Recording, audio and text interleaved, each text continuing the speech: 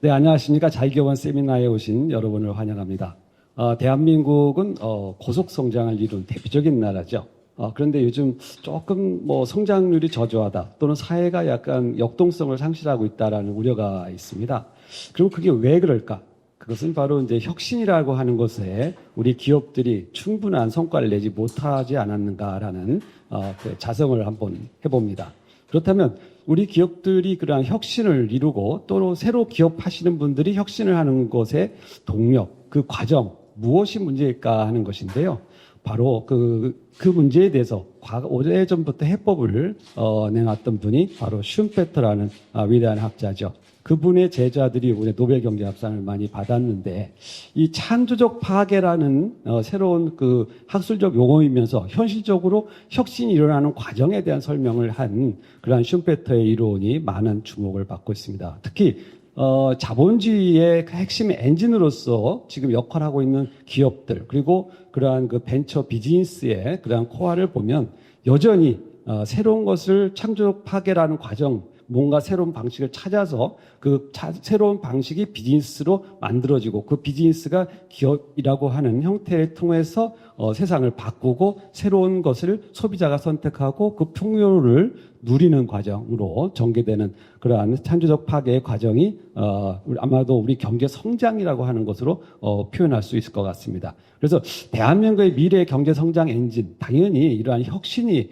우리 자리 잡고 사회적으로 이 혁신의 메커니즘이 작동하게 하는 것일 텐데요. 그러려면 여러 가지 제도적 여건이나 또는 기업가의 그 기업가 정신에 의한 새로운 도전 그리고 또 이러한 벤처 비즈니스에 자금을 충분히 그리고 효율적으로 또 아주 생산성 있는 곳에 투자할 수 있는 풍부한 자금 여력 이런 것들이 갖춰져야 되지 않을까 싶습니다. 그런 면에서 오늘 이러한 분야의 전반적인 부분에 어떤 문제가 있고 또 어떤 새로운 방법을 제시할 수 있을까에 대한 고민을 해온 여러 학자분, 특히 그 신현환 교수님을 포함해서 이런 과정에 대한 아주 심도 있는 논의를 연구를 해오신 분들의 의견을 오늘 한번 들어보도록 하겠습니다. 정말 대한민국이 앞으로도 세계 최고의 국가로 계속 나아가고 세계 경제를 이끄는 선두의 비즈니스의 그런 구조를 우리가 만들어가기 위해서는 어떤 부분을 좀 더 보완하면 좋을까라는 그런 해법을 함께 찾아보시기 바랍니다. 고맙습니다.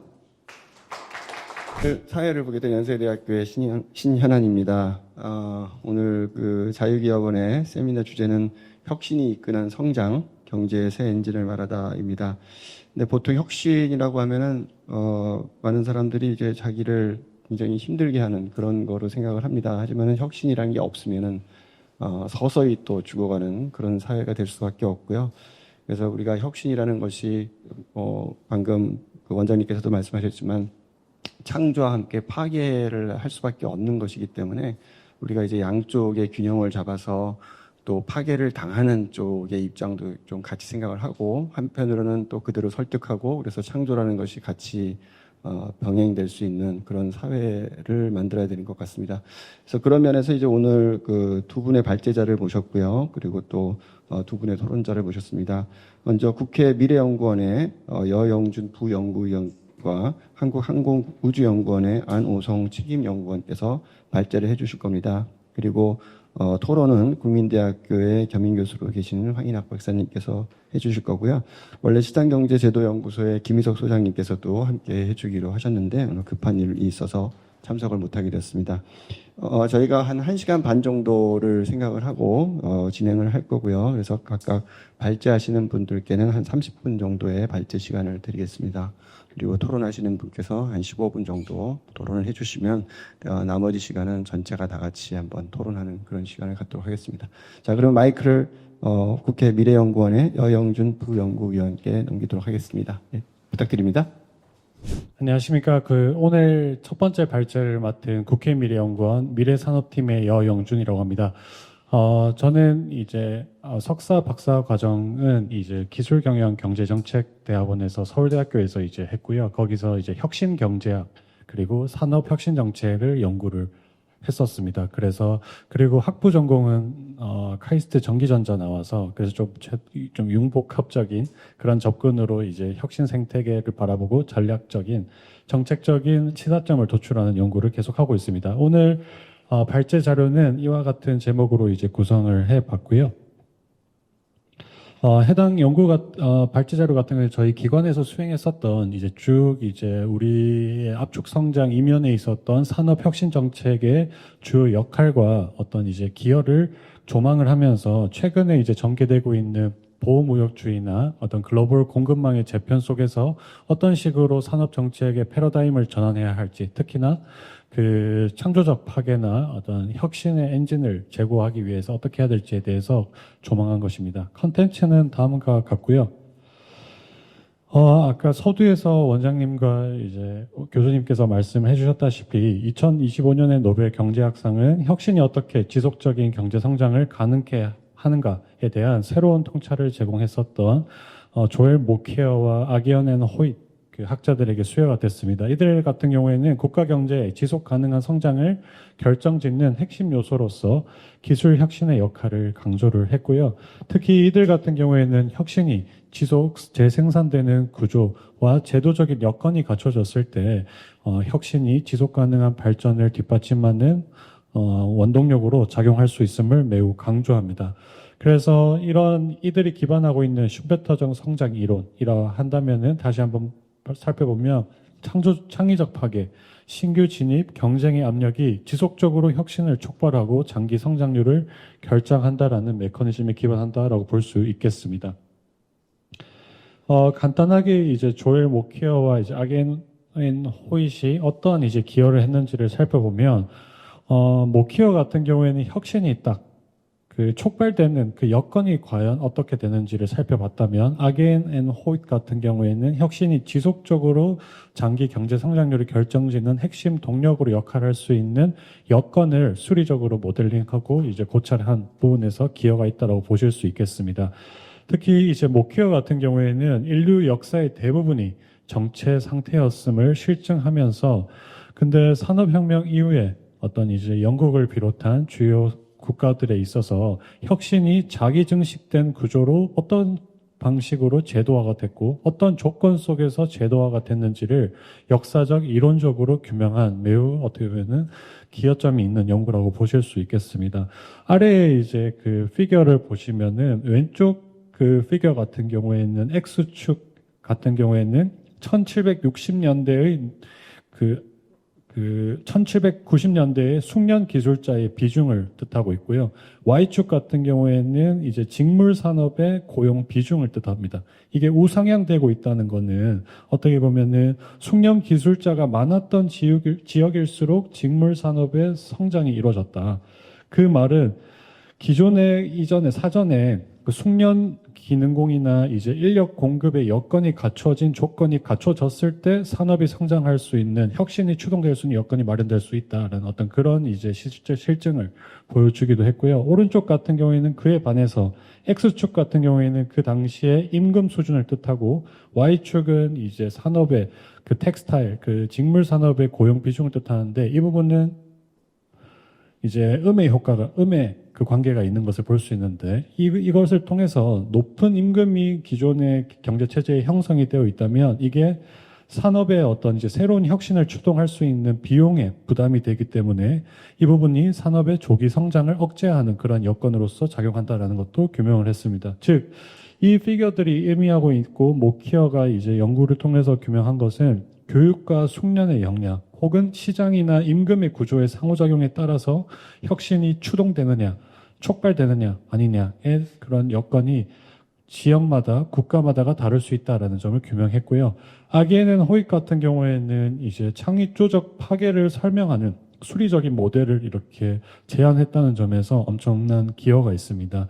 특히나 이제 마이크로 미시적인 수준에 있어서 혁신의 추동을 바탕으로 해서 다양한 새로운 기업들이 시장에 진입을 하면서 기존의 기술을 대체하고 어그리게이트한 레벨로 매크로한 수준에 있어서의 생산성 향상 메커니즘을 상호 연계된 형태로 이제 경제학적으로 규명을 했다는 점에서 경제 성장이 정적인 균형이 아니라 영동적인 자원의 재배치를 통한 과정임을 규명을 했다는 점에서 이제 기여가 있다라고 보실 수 있겠습니다.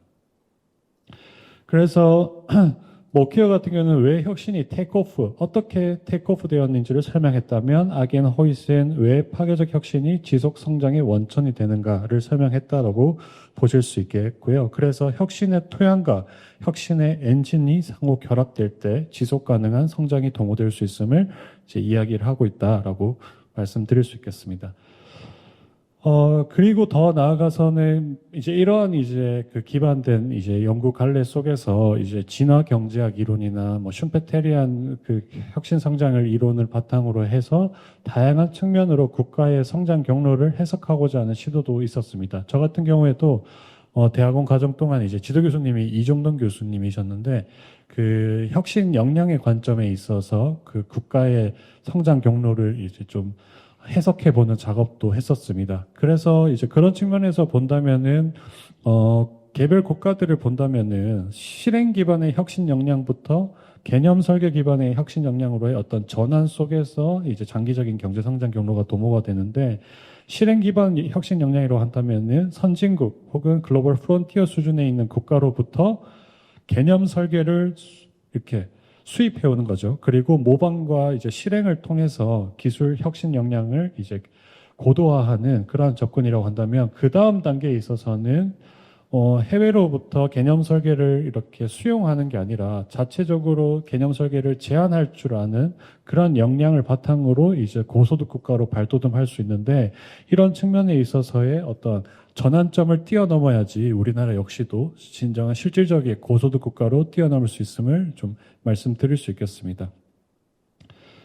그런 점에 봤을 때 과연 우리나라는 지금 과연 혁신의 엔진이 재점화될 수 있는 구조인지를 살펴보면 사실 녹록치 않은 상황인 것 같습니다. 반도체 산업의 예를 들면 미래 경쟁력이 지속적으로 약화가 되어 있고 최근에도 저도 공합 칼리먼에 있는 다양한 교수님들과 이제 반도체 산업 현장 실무자분들과 이야기를 나눴을 때 향후 5년 이내에 중국에게 모든 기술적인 이제 부분의 추격을 당할 것이다라는 어떤 그런 우울한 전망을 하시기도 하시더라고요. 그런 측면에서 중국의 기술 굴기나 시장 점유율 확대로 인해서 우리 기업이 엄청난 위협을 받고 있는 부분들, 더 나아가서는 노후 저효율 산업에 있어서의 어떠한 이제 원활한 퇴출은 또 지연되고 있는 상황입니다. 석유화학 같은 경우도 예를 들면은 이제 장기적인 불황 추세가 계속해서 지속이 되고 있다 보니 이런 부분들이 어떤 식으로 이제 산업 구조를 재조정을 할 필요가 있는지에 대한 이제 구체적인 전략이 사실 아직 보이진 않고 있고요. 그리고 기반 산업으로 역할을 했었던 철강 생산이나 이런 부분에 있어서도 이익이 계속해서 적자로 전환되면서 산업 전반에 있어서의 위기가 확대가 되고 있는 상황이라고 보실 수 있겠습니다. 네. 그래서 이제 이런 측면에서 바라봤을 때 세계 경제 무역 질서도 매우 지금 급격하게 변화를 하고 있고 그리고 국내 대내적으로도 산업의 전반에 있어서의 위기가 계속해서 누적이 되고 있는 이 상황에서 우리 경제 산업의 새로운 성장 엔진을 이제 점화하고 견인을 하기 위해서는 산업 정책의 패러다임 전환이 매우 필요하다라는 점을 좀 여기서 이 발제를 통해서 좀 제시를 하고 싶습니다. 그래서 기존까지 우리나라 같은 경우에는 이제 압축 성장을 할 때 산업 정책의 역할이 매우 중요한 기여를 했다라는 평가가 있긴 했었습니다. 근데 그 당시에 효과적이었던 산업 정책의 주요적인 제도적 루틴이 현재 시점에서는 어떻게 보면 이점을 발휘하지 못하는 그러한 한계가 있다라는 어떤 유효성에 대한 의문이 제기가 되고 있기 때문에 과연 우리가 어떠한 식으로 패러다임을 전환해야 할 것인지, 그래서 창조적 파괴와 기술혁신 기반의 성장을 뒷받침하기 위한 산업정책의 방향성을 제안해드리고자 합니다. 우선 간단하게 시기별로 산업정책이 어떤 식으로 전개가 되는지에 대해서 좀 한번 말씀을 드려보고자 합니다. 우선 시기를 세 가지 시기를 한번 구분을 해봤고요. 1960년에서 80년대 같은 경우에는 해외로부터 우리가 기술을 도입하면서 발전 국가형 모델로서의 산업화를 적극 추진하는 시기였다면 1990년에서 2010년은 시장화 그리고 세계화의 물결 속에서 산업정책의 좀 이 구성이 바뀐 시기라고 보실 수 있겠습니다. 그리고 최근에 이제 미중 간의 기술 패권 경쟁과 그 보호무역주의가 확산되는 속에서는 산업 정책의 패러다임을 재정립해야 할 필요가 있다는 시기로 평가가 돼서 세 가지로 이제 구분을 해봤고요. 그에 따라서 초기에 60년에서 80년대 같은 경우에는 자본, 기술이 워낙 부족했었죠. 매우 황무지와 다름없었던 어떤 이제 기술 혁신 생태계의 모습이었는데, 이런 여건 속에서는 이제 국가가 산업화의 주체로 나서서 압축적인 경제 성장을 이룰 수밖에 없었습니다. 그래서 정부가 주력 산업을 선정하고 이를 적극적으로 지원하는 산업 정책이 지배를 했다라고 볼 수 있는데, 구체적으로 어떤 수단들을 이제 실행했는지를 살펴보면 교수님들과 박사님들도 더욱 잘 아시겠지만, 첫 번째로는 거시경제적인 측면에 있어서는 환율 제도의 개혁이나 이제 고정 환율제를 통해서 이제 환율의 급등락을 억제하면서 글로벌 시장에서의 어떤 우리 제품의 경쟁력을 제고하려고 했고, 외부 대외 시장에서의 불확실성을 제거하려고 하기도 했었고요. 그리고 수출 금융제도나 수출 보험제도 등을 활용함으로써 수출 기업에 대한 이제 금융 지원과 세제 혜택을 매우 확대했습니다. 또 외자 유치나 대규모 차관을 활용해서 이제 투자 재원을 마련함으로써 이를 산업 기반 인프라 구축에 이제 투입하는 그런 이제 전략적인 모습을 보이기도 했었죠. 그래서 60년, 80년도에 있어서는 정부가 어떻게 보면은 인프라 구축을 바탕으로 산업화의 기반을 다지는데 엄청 기여를 하였다라는 점입니다. 그래서 예를 들면 도로, 입지, 에너지 인프라의 확충을 바탕으로 산업이 돌아갈 수 있도록 하는 기반을 좀 제공하려고 했고, 기술이나 산업의 역량을 최대한 좀 뭔가 내재화할 수 있도록 뒷받침하기 위해서는 수출 시장을 적극 활용할 수 있도록 지원을 했다라는 점입니다. 이 시기에. 그래서 수출을 뒷받침하기 위해서 다양한 금전적, 비금전적인 인센티브를 복합 활용함으로써 수출 금액과 비중을 수치를 기준으로 해서 보조금을 지급한다거나, 수출 소득에 대해서 비례적으로 법인세를 감면한다거나, 그런 이제 측면에 있어서의 노력도 함과 동시에 수입은 또 억제하는, 수입의 자유화는 또 신중하게 제한하는 그런 이제 전략을 병행적으로 추진하였다라는 점입니다. 더 나아가서는 산업 구조를 또 재편하는 측면에 있어서도 정부가 여기서는 적극적으로 개입을 했다라는 점인데, 이를 단적으로 보여준 하나의 사례가 1980년대에 진행됐었던 중화공업을 대상으로 한 어떤 산업 구조 조정 그리고 합리화 그 정책이라고 보실 수 있겠습니다. 그리고 이러한 부분들 산업 구조 조정과 함께 플러스로 노동 집약적인 경공업으로부터 중화공업으로의 어떤 전환을 뒷받침하기 위한 전방위적인 이제 지원 체계를 구축했다라는 점도 파악하실 수가 있고요. 그래서 이 당시에는 세계 무역 체제가 이제 형성이 되는 시기였었기 때문에, 특히나 이제 가트 체제나 이제 체제가 확립이 되고 1, 2차 오일 쇼크 등으로 인해서 이런 글로벌 환경 변화 속에서 우리 그 개도국들이 중심이 된 수출 지향적인 성장 모델이 좀 확장될 수 있는 여건이 마련되어 있었습니다. 그래서 그러한 것들을 여건을 활용을 해서 거시경제나 이제 기반 투자 그리고 기술 산업 역량 강화 측면에 있어서의 주요 정책 수단들을 바탕으로 해서 초기 산업화 단계를 전략적으로 지원하기 위한 산업정책 패키지로서 자본, 기술, 인프라를 집중 동원하는 체제로 이제 정부가 역할을 했다라는 점입니다. 하지만 이제 이 부분이 과연 효과적인 부분들도 있었지만 부작용도 있었습니다. 따를 수밖에 없었습니다. 대기업 중심의 자원이 편중될 수밖에 없다 보니 중소기업 생태계의 구조적인 약화나 어떤 산업 간 연계에 있어서 비대칭성이 초래될 수밖에 없었고, 관치금융 체제가 이제 제도화가 되다 보니까 자원 배분에 있어서의 비효율적 구조가 누적이 될 수밖에 없었습니다. 그리고 정책의 정치화와 계획의 과잉으로 이렇게 표현을 해봤는데요. 그 종합공업화는 전략적으로는 타당한 정책이긴 했었지만, 이런 부분들이 이제 추진되는 과정에서 정책을 결정하는 과정에 있어서의 매우 정치화된 경향을 보이면서 이제 오히려 계획이 오히려 과잉이 되면서 정부의 역할이 너무 깊숙이 개입되는 그러한 부작용도 있었다는 겁니다. 그렇다 보니 민간의 자율성과 시장 기반의 혁신 역량이 고도화되는 데 있어서의 한계가 있을 수밖에 없었고요.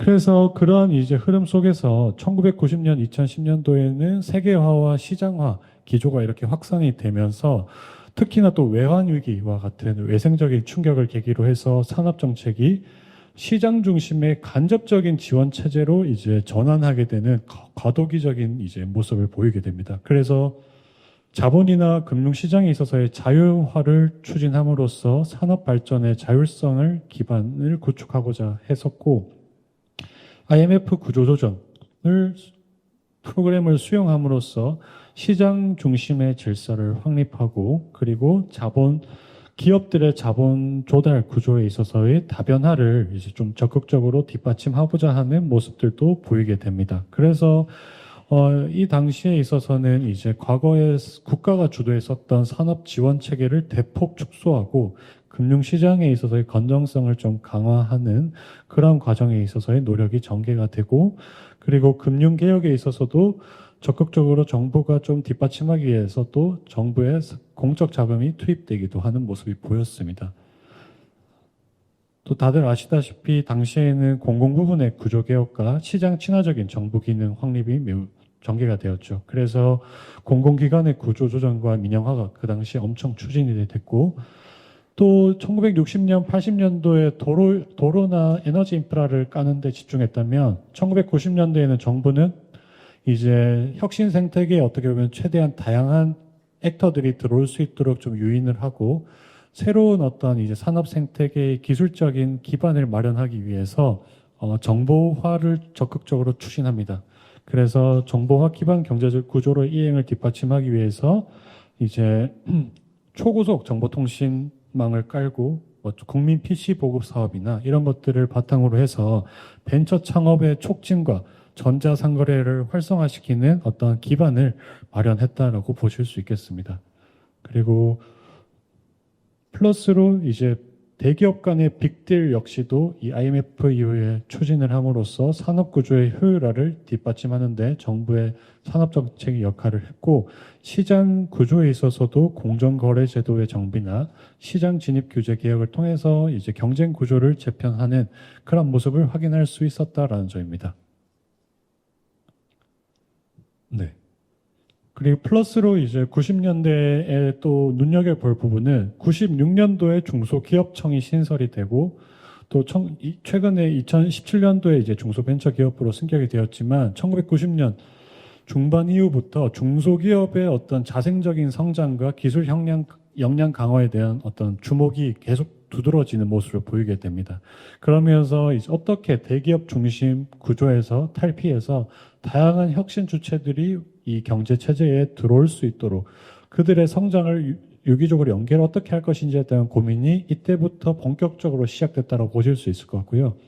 그리고 또 매우 중요한 부분은 이 당시에는 세계화가 전개가 되고 WTO 체제와 함께 워싱턴 합의 이후에 세계화와 자유화가 규범에 직면을 하다 보니까 과거처럼 특정 산업을 직접적으로 정부가 나서서 보호하고 육성하는 이 정책이 국제적으로 용인되기가 어려운 구조에 이제 직면을 하게 됩니다. 그래서 직접적이고 매우 선택적인 지원이 무역 규범 위반으로 간주가 되는 상황이었기 때문에 간접적인 지원 정책으로 그리고 보편적인 지원 정책으로 전환을 하게 됩니다. 기업에 대한.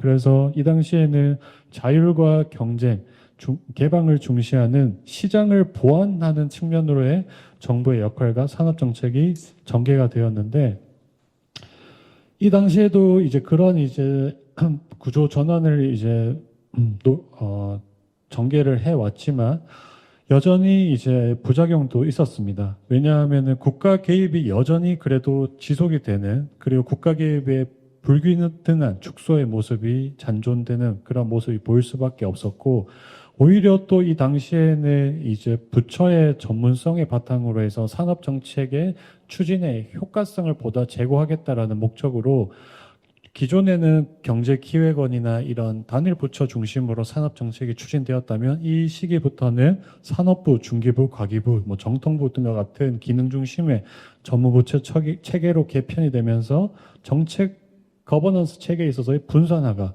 이뤄진다 보니 전략적인 조정력이 약화되는 그런 부분들도 있었다는 겁니다. 그리고 더 나아가서는 산업 정책이 보편적이고 어떻게 보면 간접적인 지원 정책의 중심이 되다 보니까 매우 이제 혁신 역량을 갖춘 고성장 기업을 전략적으로 선별할 수 있는 체제가 효과적으로 정부 기능 내에 내재화되는 데 있어서 매우 한계가 있었다라는 점입니다.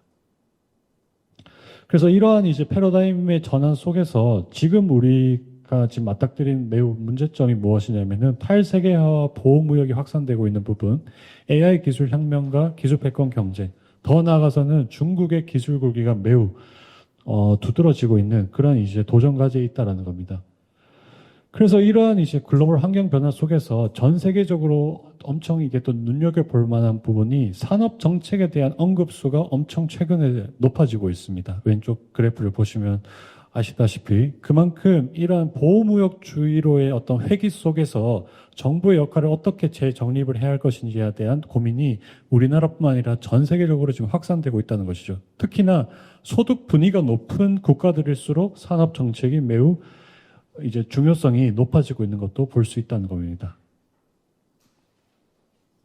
그래서 이제부터는 시장 친화적이면서도 혁신 지향적인 산업 정책의 새로운 패러다임이 필요하다라는 점을 다시 한번 언급드릴 수 있을 것 같고요. 1960년, 80년대 그리고 90년대부터 2010년대에 보여줬었던 그런 모습과는 좀 다른 형태로 패러다임 전환이 일어나야 된다는 겁니다.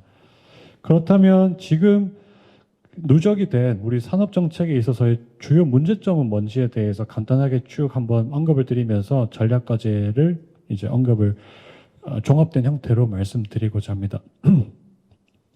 아까 말씀드린 바와 같이 정책 패러다임에 있어서의 전면적인 재정립이 요구가 되고 재정립을 하는 방향성이라고 한다면은 민간의 자율성, 경쟁, 창의성을 온전히 발휘할 수 있도록 제도적인 장벽을 제거하고 시장 기반의 역동성을 회복시키는 이 방향으로 재정립을 해야 된다는 것입니다. 그런 측면으로 이제 봤을 때 우리가 지금 갖고 있는 주요 문제점이 뭔지를 살펴보자면은 기업들이 자유롭게 혁신을 좀 뭔가 불확실성을 없애면서 하면 좋을 텐데 좀 산업 정책과 외교 전략 간의 연계가 매우 미약한 부분들이 지금 최근에 식별이 되고 있습니다. 왜냐하면은 최근에는 뭐 히토류나 이런 부분에서의 어떤 핵심 광물에 대한 중요성도 중요해지고 있는데 이런 측면에 있어서 기술 혁신이나 산업 부분에 있어서의 경쟁 구도에 있어서 단순하게 기술 경쟁력뿐만 아니라 이제는 정치 외교적인 역학과 국가 간의 협상 능력이 매우 중요한 팩터로 작용합니다. 그런데 우리나라 같은 경우에는 이러한 글로벌 환경 변화 속에서 다양한 측면에 있어서의 기술 제재나 글로벌 투자 심사, 수출입 통제 등에 있어서와 같은 글로벌 규범 변화에 매우 취약한 이제 구조를 갖고 있다는 점도 파악이 되고 있고요. 두 번째로는 이제 너무 이제 정책 금융 체계 역시도 너무 파편화된 형태로 기능적으로 분화가 되어 있다 보니까 이런 부분에 이제 기업들로 하여금 산업 부분들로 하여금 어떤 고위험, 고불확실한 기술 혁신을 하는데 필수적으로 동반이 되는 다양한 자본 투입과 투자 시장을 탐색하는데 비용을 더욱더 높이고 비효율성을 누적시킨다는 겁니다. 그리고 세 번째로는 그런 측면에서 해외 같은 경우에는 이제 주요 거시적인 정책 수단과 산업 정책 간의 연계성을 매우 강화를 하고 통합된 전략 기획 시스템으로서 정책을 추진하는 모습을 보이고 있는데 우리나라 같은 경우에는 여전히 그러한 정책 기획의 거버넌스의 비효율성이 있다라는 점을 말씀드릴 수 있겠습니다. 그리고 이제 인프라 투자 측면에 있어서의 주요 문제점을 살펴보면 전략적인 인프라를 투자하는 측면에 있어서의 정부의 기능이 여전히 좀 약화되어 있다는 겁니다. 미국이나 유럽연합 같은 경우에는 정부가 주도해서 AI 컴퓨팅 인프라나 모델 개발 기반을 적극적으로 조성을 하고 있는데 여전히 우리나라 같은 경우에는 아래 그래프에서 보시다시피 AI 인프라 부족 기업의 규모가 지속적으로 증가하고 있는 상황이고요. 플러스로 이제 AI를 계속해서 강조를 하고 있지만 사실 이게 돌아가도록 하기 위해서는 필수적으로 전력 공급이 뒷받침되어야 됩니다. 근데 안정적이고 예측 가능한 에너지 공급 인프라가 여전히 산업계에서는 부족하다라는 어떤 계속해서의 어떤 그 목소리가 나오고 있습니다. 그래서 그런 부분들도 이제 우리나라의 어떤 인프라 구축 측면에서의 어떤 전략성이 좀 부재되어 있는 부분들, 플러스로 매우 중요한 부분은 직접적으로 정부가 어떻게 보면 혁신 생태계에 개입을 하는 게 아니라 최근에는 정부가 그런 역할보다도 적극적으로 수요자로서 시장을 창출하는 그런 주체로서 역할을 전환할 필요가 있음을 매우 강조합니다.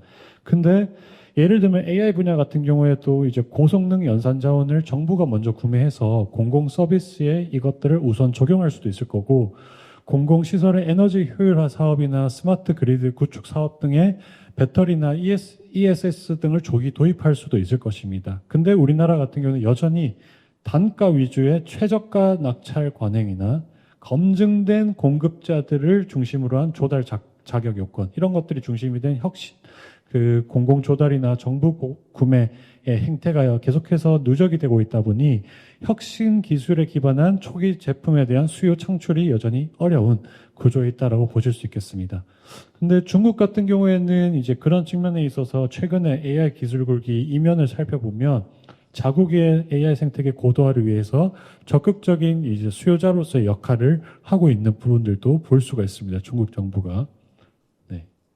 그리고 이제 이 부분도 한 가지 매우 중요하게 제가 좀 언급을 드리고 싶은 부분은 창조적 파괴 혹은 이제 슈페테리안 성장에서 매우 중요한 거는 이제 시장의 진입과 퇴출, 그리고 경쟁의 압력이 지속적으로 작용하면서 시장의 역동성이 제고될 필요가 있다는 점인데, 우리나라 같은 경우에는 우선 기업의 성장 사다리가 매우 약화되고 기업 간의 격차가 지속적으로 확대되고 있다는 겁니다. 왜냐하면 이게 저희가 분석을 해봤을 때는 창업이나 초기 생존 중심으로 정부의 지원이 매우 집중이 되어 있다는 것이죠. 그래서 성장 단계를 지속적으로 밟아 나갈 수 있도록 하는 데 있어서는 정책 지원에 있어서의 매우 미흡한 구조가 있다. 그렇다 보니 기업들이 스케일업하는 그 경로가 단절될 수밖에 없다는 겁니다. 그래서 여기서 밑에서 그래프를 제가 작게 되어 있어서 잘 안 보이긴 하는데, 연매출 2,500억 원에서 3,000억 원 사이의 기업 규모군에서 기업이 역성장하는 모습을 보입니다. 왜냐하면은 이 규모가 중소기업과 중견기업을 가르는 하나의 어떤 기준점이 되거든요. 그렇다 보니 이제 중소기업에서 계속해서 지원책을 받던 기업들은 중견기업으로 성장을 해야 우리 국가 전체 생태계에서는 좋은 상황인데, 중소기업 개개인의 개별 기업의 입장에서는 지원 정책을 받는 게 더욱더 효과적이라는 거죠. 성장을 하는 것보다. 그렇다 보니 이제 자생적으로 스케일업 하기보다는 정책 지원을 계속해서 받는데 유지하는 전략에 초점을 맞추게 되는 그러한 이제 아이러니한 어떤 그러한 이제 패러독스가 발생할 수밖에 없다는 겁니다. 그리고 그 기업들을 중심으로 한 이제 보편적인 지원 정책에 매우 초점을 맞추다 보니 매우 고성장 기업에 대한 집중적인 육성이 어렵고, 그리고 고성장 기업이 중심이 돼서 혁신 생태계가 성장이 되어야지 그들을 중심으로 한 어떤 그 외부 효과가 생태계에 전파가 될 수 있는데, 우리나라 같은 경우에는 고성장 기업들이 성장이 되지 않는 반면에 한계 기업은 계속해서 누적이 되면서 산업 생태계 내의 자원 배분에 있어서의 비효율성이 계속해서 누적되고 있는 모습을 볼 수 있다는 점입니다. 네, 이제 거의 마지막으로 가고 있는데요. 그리고 이제 또 더 나아가서는 이제 아까 말씀드린 바와 같이 이제 간접적이고 보편적인 지원 정책으로 계속해서 머물고 있다는 점. 근데 최근에는 그런 핵심 전략 산업, 그리고 고성장 기업, 그리고 스케일업을 원활하게 하는 그러한 기업들을 선정을 해서 기술 선진국들 같은 경우는 그들을 중심으로 매우 직접적인 지원 패키지를 과감하게 실행하고 있습니다. 그래서 근데 우리나라 같은 경우는 그러한 전략적인 선별성과 어떤 보편적인 어떤 지원 정책의 어떤 전환이 효과적으로 이루어지지 못하는 그런 한계가 있고, 플러스로 매우 중요한 부분은 또 제조업 기반에 대한 활용 전략이 여전히 부재하다는 겁니다. 이제 미국 같은 경우에도 이제 해외에 있는 이제 생산 기업들을, 생산 기지들을 유턴을 계속해서 하도록 시키고, 중국도 마찬가지고, 그런 이유는 사실 단순하게 이제 뭐 경제에서 규모를 더욱더 늘리기 위한 그런 것도 있을 수 있겠지만, 그 기저를 살펴보면 생산과 기술 혁신의 그 연결고리를 자국 내에서 강화하고자 하는 그러한 전략적인 움직임이라고 볼 수 있겠습니다. 근데 우리나라는 여전히 제조업을 적극적으로 기반을 활용하는 데 있어서의 한계가 부족하고 산업계는 노동시장에 있어서의 유연성이 매우 부족하고 규제가 매우 높은 그러한 상황 때문에 우리나라 자국 산업 생태계로 유입되는 것을 계속해서 꺼려합니다. 그렇다 보니 생산과 기술 혁신이 유기적으로 연결되지 못하고 계속해서 분리가 되는 그런 현상이 지금 고착화되어 있고 경직된 규제 환경으로 인해서 산업 혁신이 구조적으로 저해되고 있는 모습을 볼 수 있다는 겁니다. 네, 그만큼 이 슬라이드는 그만큼 우리 제조업이 잠재력을 갖고 있다라는 점 말씀드리는 거고, 그리고 마지막으로는 이제 인재 양성이나 이제 제도 기반 측면에 있어서의 쭉 내용들을 살펴보시면은 인재 양성에 있어서도 엄청난 문제들이 많이 있죠. 인재의 생애 주기 관점에서 한번 생각을 해보면 진로 탐색을 이렇게 하려고 하는 그 과정에서부터 생각해보면 학생들이 우선 이공계 진입을 기피합니다. 그렇다 보니 인재의 파이프라인이 구조적으로 규모가 작을 수밖에 없고, 그리고 우리가 우수한 인재들이 이제 대학 문턱으로 이제 들어가려고 하다 보면 탑티어를 인재를 선발할 수 있는 그러한 체계가 매우 부족하다는 점, 그리고 대학 교육 체계에 있어서의 경직성도 있고요. 그리고 연구자들, R&D 연구자들 같은 경우에도 실질적으로 연구를 하려고 하더라도 자율성이나 보상 체계가 매우 다른 글로벌 국가들과 비교했을 때 상대적으로 낮다 보니 이들이 계속해서 우리 혁신 생태계에 정착되기에 매우 어려운 구조가 있을 수밖에 없다는 것이죠. 네, 이러한 측면에서의 주요 문제점들이 있다 보니 아래와 같은 주요 인재 파이프라인 전반에 있어서의 불안정성이 심화가 되고 있다 보니 예를 들면 AI 인재 전략 같은 경우를 살펴보면은 AI 인재들의 어떠한 이제 우리나라의 어떤 혁신 생태계에 지속적으로 유입되고 정착되고 활용되고 할 수 있는 기반 여건이 제대로 마련되어 있지 않다는 겁니다.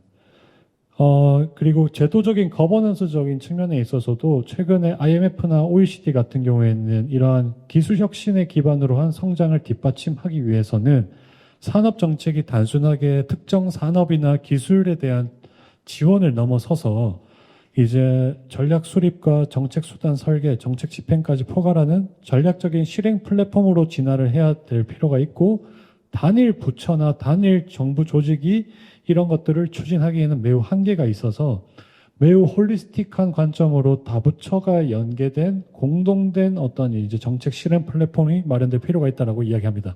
근데 우리나라 같은 경우에는 아까 말씀드린 것처럼 주요 부처별로 너무 분절적으로 이루어져 있다 보니 이제 정책 추진에 있어서의 전략성과 일관성 확보가 매우 어려운 구조가 있다라는 점 말씀드릴 수 있겠습니다. 그래서 이러한 주요 내용들을 쭉 봤을 때 거시 경제 측면에 있어서의 그리고 기반 조성과 인프라 투자, 그리고 기술과 산업 역량을 강화하는 측면과 인재 양성, 제도 기반 구축 측면에 있어서 주요 우리 산업 정책이 마주한 도전 과제를 고려했을 때 산업 정책의 총체적인 시스템 전환이 매우 중요하다는 점 말씀드릴 수 있겠습니다. 그래서 이렇게 전환이 될 필요가 있고요. 그런 측면으로 해서 이제 이런 식으로 좀 이제 전략적인 과제를 이렇게 제안을 해보고자 합니다. 그래서 산업 정책과 거시 정책의 정합성을 제고를 함으로써 글로벌 시장에서의 불확실성을 최대한 이제 기업이나 산업 부분들이 내재화할 수 있는 그런 이제 채널을 마련할 줄 필요가 있고, 공공 부분도 첨단 산업 인프라 부분에 대한 어떤 전략적인 투자를 과감하게 이뤄냄으로써 다양한 주체들이 자유롭게 혁신을 해나갈 수 있는 환경을 조성할 필요가 있다는 겁니다. 그리고 초기 시장도 정부가 간접적으로 형성을 해주면서 좀 지속적으로 기술 혁신이 시장이 공급될 수 있는 채널을 마련해 줄 필요가 있다는 점, 그리고 기술과 산업 역량 강화 측면에 있어서도 첨단 산업이나 전략 기술, 그리고 고성장 잠재 기업을 중심으로 한 직접 지원 체계로 이렇게 전환을 하고 전략적인 제조 기반을 마련할 필요가 있다는 점, 그리고 인재 양성이나 제도 기반에 있어서의 거버넌스적인 측면에 있어서의 변화도 매우 중요하다는 점을 말씀드릴 수 있겠습니다. 네, 이렇게 정리를 해볼 수 있을 것 같고요. 그래서 이제 결론을 내자면은 이러한 이제 노벨 경제학자 그 노벨상 경제학자들의 이제 수상자들이 이야기하고 있는 부분은 혁신은 저절로 성장으로 이어지지 않는다. 작동하는 시스템이 있을 때 지속된다라는 점을 공통적으로 이제 이들은 이야기를 하고 있습니다. 즉, 혁신이 성장의 메커니즘이 되기 위해서는 생태계 구조가 우선 설계가 돼야 되고, 결국 국가의 성장 경로와 산업 경쟁력은 혁신 시스템을 설계하는 국가의 역량, 그리고 힘에서 태동한다는 점을 제가 말씀드리고자 합니다. 그리고 그러한 설계도는 산업정책이 보여준다라는 점을 유념할 필요가 있을 것 같고요. 그래서 새로운 산업정책 패러다임의 전환이 매우 필요하다라는 점을 말씀드릴 수 있겠습니다. 네, 그럼 이상 발표를 마치도록 하겠습니다. 네. 들었습니다. 저랑 문제의식이 같아서 너무 총체적인 개혁이 아니면 너무 깊이 병들었다라고 생각되고, 그런 주장을 당신이 누군데 하냐라고 할 만큼 저는 그 자격이 된다라는 걸, 이게 지금 인트로덕션 13페이지입니다. 펜다우스는 이건 인트로덕션이고요. 저는 시스템 엔진, 아까 여 박사님이 잘 소개해 주셨는데, 저는 항공우주 시스템 엔지니어고, 시스템 엔지니어로서 20년 동안 제 스스로 이런 발표를 할 때 제가 약간의 부족한 권위를 얻기 위해서 말하는 것은, 항공우주 시스템 엔지니어로서는 가장 성공적인 경험 2가지를 했습니다. 항공우주 시스템 엔지니어는 자기가 설계한 거를 프로덕트로 실제 미션에 투입되는 걸 볼 경험이 일생에 한 번 정도밖에 없어요. 워낙 조단위니까. 근데 제가 한 거는 2개나 들어가 있습니다. 지금 수출을 하고 있는 T50의 시스템 엔지니어 중에 시스템 인테그레이션 디자인 엔지니어를 그거는 3명밖에 안 합니다. 전기 시스템 인테그레이션, 플라이트 컨트롤 시스템 인테그레이션, 로직을 인테그레이션 해야 되니까. 그 외에 모든 시스템 펑셔널 인테그레이션을 제가 했고, 그 결과로서 나온 게 뭐냐, 제가 유일하게 한 게, 저만이 할 수 있었던 게 시스템 펑셔널 인터페이스를 다 했기 때문에 T50의 비상 시나리오 매뉴얼을 제가 썼습니다. 그러니까 어느 하나가 고장났을 때 비행기를 포기해야 되냐, 리커버를 시도해야 되냐, 그 빠른 순간에 판단을 해야 되는 그 로직을 제가 작성했습니다. 그래서 그 수준의 시스템 디자인 인테그레이션을 했었고, 그 다음에 항우에 들어와서 우리나라 최초의 저기 왼쪽에 그림이 있죠. 우리나라 최초이자 여러 가지 세계는 2번째인데, 한국이 스마트 무인기 틸트로터 항공기를 만들었다고 하니까 세계적인 뉴스가 됐었어요. 미국만 했는데 한국이 했어? 진짜야? 그래서 미국에서 초대해서 전시할 때 이 미국 돈으로 전시한 겁니다. 10년 전에. 그때 제가 전시회 갔었고, 어떻게 미국과 콜라보를 할지. 근데 이게 익스텐드가 안 되더라고요. 아까 개념 속에 잘 말씀하셨는데, 미국과 카피는 했지만 세계 2번째고 미국과 차별화된 건데, 기업이 나가기를 원치 않아요. 솔직한 말을 합니다. 왜 안 나가려고? 기업이 투자를 같이 해야 되는데, 10년 전에 기업 얘기입니다. 지금 무인기가 막 확장되는데, 위험 테이킹 안 해도 얼마든지 국내에서 사업 딸 수 있는데, 왜 미국까지 가는 자기 돈을, 그럼 내가 잘린다, 기업에서. 나는 하고 싶지만. 안 되는 거예요. 그래서 저 경험까지 하고, 그 다음에는 군하고 디스커션이 한 5년 동안 길었습니다. 군도 굉장히 적극적이었어요. 우리가 이렇게 개발했는데 안 나가? 뭔 소리야? 근데 군에서는 곤란하죠. ADD를 통해서만 획득을 했는데, 새로운 R&D를 하고. 항우형 거를 한다? 이게 남의 집 이거거든. 뭔가 복잡한 다이나믹스가 돌아가면서 제 애 크는 것도 못 보고 죽도록 했는데 안 되는구나. 정말 안 되는구나. 그래서 제가 다시는 내가 시스템 엔지니어로 일 안 하겠다. 죽도록 했는데, 제 별명이 2박 3일입니다. 이 친구는 하룻밤을 안 새는구나. 보통 2박 3일 하는, 매번 불 켜져 있는 걸 연속으로 켜도 당신 집이 안 가요. 이래야 되는데, 내가 바보같이 살았구나. 이거 한번 보여주고 끝날 거를 내가 왜 이렇게 했던가. 애들 크는 거 볼 걸. 그래서, 그때 바로 전환된 게 아니라 산업부랑 여러 정부 부처 얘기했는데, 정부 부처는 못 바꾸는 거다라는 걸 분명히 알게 됐어요. 이분들이 제 진심을 아니까 진심을 얘기해 주더라고요. 나는 바꿀 수 없다라는 걸 공무원들이 그 얘기를 하기가 어려운데, 당신 내가 대단한 사람 같지만 난 아무것도 못 바꾸고. 그 얘기를 여러분들이 얘기해 주셔서 감사히 여기고, 그럼 제가 뭔가라도 도전해 보겠다라고 해서 지금은 시스템 엔지니어로서 성장을 했다가 항공우주 산업전략연구를 하고 있습니다. 그래서 제 소개를 하느라고 이렇게 말이 길었고, 이 인트로덕션을 가져온 거는 약 4개월 전에 과기 언론 전문 기자들이 연수 강의 때 전반적으로 제 주제 오늘 발표드릴 거와 마찬가지입니다. 중견국 특성의 에어로스페이스 앤 디펜스. 우리는 R&D를 얘기를 많이 하지만 해외는 A&D라고 얘기합니다. R&D 대신에 A&D를 얘기하는 건 아닌데 항공우주와 관련된 거는 R&D를 얘기 안 합니다. 에어로스페이스 앤 디펜스. 즉 에어로스페이스 자체가 디펜스와 연결된 거고 국민 융합이 아니면 바보 같은 상상이라는 거죠. 미국만 나사와 DOD가 따로 있는 거지. 그 외의 모든 국가들은 독일이든 프랑스든 이스라엘이든 스웨덴이든 항공우주는 국방과 민간 부처가 같이 합니다. 우리나라만 사일로가 이게 많이 그래서 과기부, 산업부, 국토부, 국방부 따로 하고 있죠. 그러니까 그러지 않아도 파편화됐는데 이 먹기 좋은 떡, 홍보 효과 좋은 떡 다 따로 하고 있죠. 그래서 항공우주에서는 이게 내가 풀 수 있는 문제가 정말 아니었구나. 위에서 거대한 힘의 싸움이 있고 거기서 찢어지는 이 문제를 이미 알고 있는 분들은 가만히 있었구나. 그동안 뭐 하셨어요? 그래도 나는 못 받고 하고 다들 도망가시더라고요. 그래서 이게 내가 너무나 눈이 어두웠던 게 나의 실수이기도 하구나. 하지만 그 이후에 배운 거는 그래서 중견국이 나옵니다. 중견국으로서는 딜레마에 빠질 수밖에 없고 한계가 크고 그걸 모르는 순간 관료 탓만 하죠. 그 관료도 못 바꾼다고 스스로 자백할 정도인데 고해성사를 할 정도죠. 그래서 중견국 고유의 딜레마를 이해하고 그 가운데 니치를 찾아가는 그걸 제 연구 주제로 하자. 그래서 그런 동기 가운데 여러 그 스타디를 하던 중에 다시 돌아오겠지만 마지막으로 제가 이 전략 연구에서 이 전략적 의도 이게 굉장히 중요한데 그 의도 자체도 굉장히 높은 분들이 저처럼 문제의식이 깊은 분이 군에 있어요. 이게 군의 마지막 발표를 할 때 작년에 발표합니다. 그 다음부터는 이제 부처에 대한 관료에 대한 제가 기대를 잊어버렸는데 저분이 굉장히 중요한 발표를 해주셨어요. 육군 미래사령부에서 발표를 했습니다. 육군 미래사령부에서 UAM 나르는 비행기 막 뜨니까 어떻게 해야 되는지 여기저기 수소문 하니까 당신한테 들으라 하더라. 당신이 와서 발표해달라고. 그래서 뭐가 궁금하신데요? 했더니 기술이 궁금하대요. 그래서 기술 얘기할 사람 엄청 많습니다. 기술이면 다 되는 거로.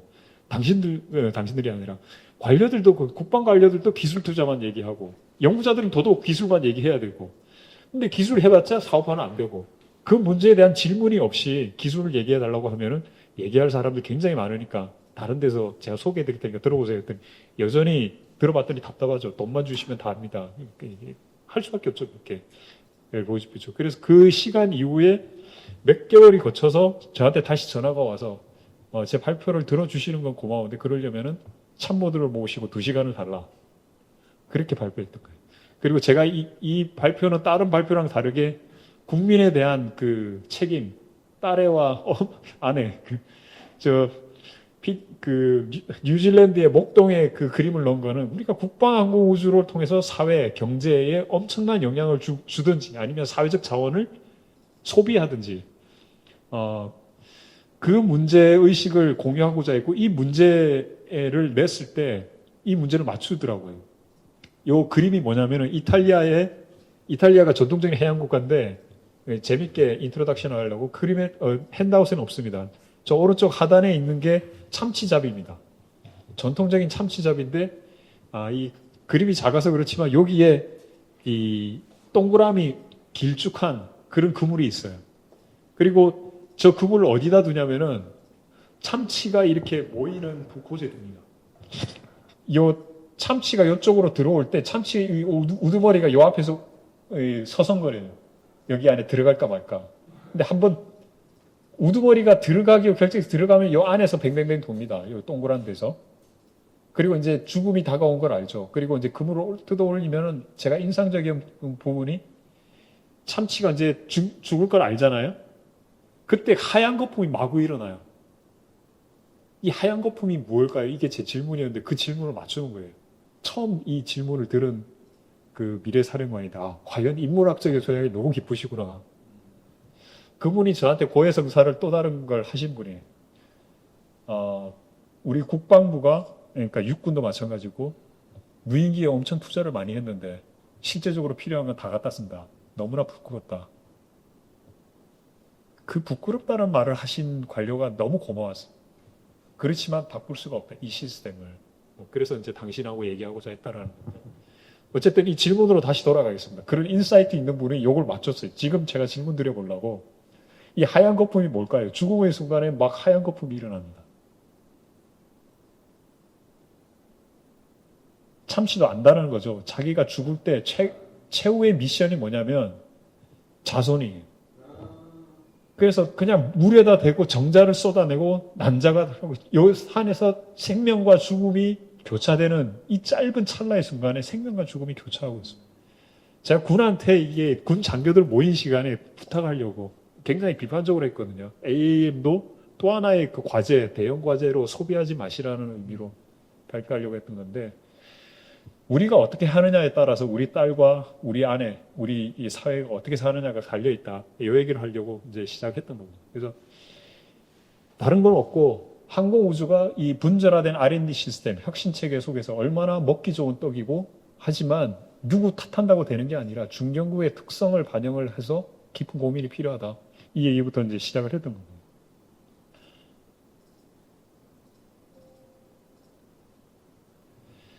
그래서 A&D를 보면 굉장한 전환기에 있다. 특히 미국과 미중 G2 경쟁에서 대만 중심 얘기가 많지만 이 대만을 중심으로 해서 미국이 공을 들이는 게 뭐냐면 여기 대만에 어떻게 전쟁 시나리오가 12가지인가 됩니다. 12가지를 두고 어떻게 전쟁을 해야 가장 효과적인 전쟁을 할까. 그 중에 결과로 나온 게 이제는 무인기도 아니고 유인기도 아니고 무인기와 유인기에 있는 무인 전투기를 어떻게 적당한 가격으로 그게 중요합니다. 고성능이지만 적당한 가격으로 만들 건가. 기술 성능과 가격 성능을 고민을 해서 별도의 미첼 연구소라는 데서 제안을 합니다. 100회 정도 사용할 수준으로만 해라. 너무 비싸지 않게. 돈은 이 정도로 해라. 그래서 지금은 무기 체계가 너무 고가든지 너무 저가가 있는데 이 중간 정도의 가격 수준으로 그렇지만 하이엔드 성능을 내게. 그래서 이 무인기가 유인 전투기와 콜라보해서 이 지금 콜라보하는 그런 양상인데 유인 전투기는 뒤에 가고 무인 전투기를 앞세워서 동시 전쟁을 하게 하는 그 개념을 내세우자 전 세계가 반응을 합니다. 그리고 특히 전략국가인 영국이 나서서 이전에 미국이 했던 역할을 영국이 하겠다는 거예요. 미국이 무슨 역할을 했습니까? F-35 개발을 전 세계 통합해서 했죠. 그걸 이제 미국은 미국 단독으로 하고 영국이 그 서브에서 전 세계 모아서 하겠다. 그러니까 일본과 이런 데서 거기에 붙었죠. 그리고 프랑스는 또 따로 하겠다고 하고 있습니다. 제가 여기서 얘기하고자 하는 게 뭐냐. 이 거대한 흐름. 미국 한 축, 영국 컨소시엄 한 축, 프랑스 컨소시엄 한 축이 갈 때 한국은 어디에 있었냐. 일본은 영국에 붙었습니다. 한국은 어디에 있느냐. 여기 있습니다. 여기 보면은 대표적인 건데 일본은 영국이랑 같이 하겠다고 있고 호주는 미국이랑 같이 무인 전투기 하겠다고 하고 있을 때 한국은 자기 혼자 대한항공 따로 카이 따로 이게 우리의 전형적인 모습을 보여주는 거라고 제가 상징적으로 우리가 국회 미래연구원에서 굉장히 제가 얘기 다 동의한다고 했잖아요. 하지만 실제 돌아가는 건 이렇게 돌아가요. 아무리 그렇게 얘기해요. 그리고 공군은 이걸 좋아합니다. 왜? 경쟁하네. 공군이 자신들이 역할을 해서 아까 기술과 외교가 연결이 돼서 영국에 같이 할지 미국과 같이 할지 일본처럼 아니면 호주처럼 그렇게 할지 이 고민을 아무도 하지 않고 기업이 그냥 알아서 생존하세요. 그리고 우리가 필요하면 우리는 갖다 씁니다. 고가에 그렇지만 갖다 쓰면 되는 시절이 끝났거든요. 성능과 저가로 이렇게 해야 되는 그 깊은 고민을 안 한다는 거죠. 자기 일로 여기지 않아요. 위기라는 걸 알면서도 아까 그 국방 관료가 부끄럽다라고 얘기하지만 바꾸지를 못하는 거예요. 그래서 제가 드리고 싶은 말씀은 뭐냐. 여기서 시스템과 관련된 깊은 얘기를 해도 바뀌지는 않습니다.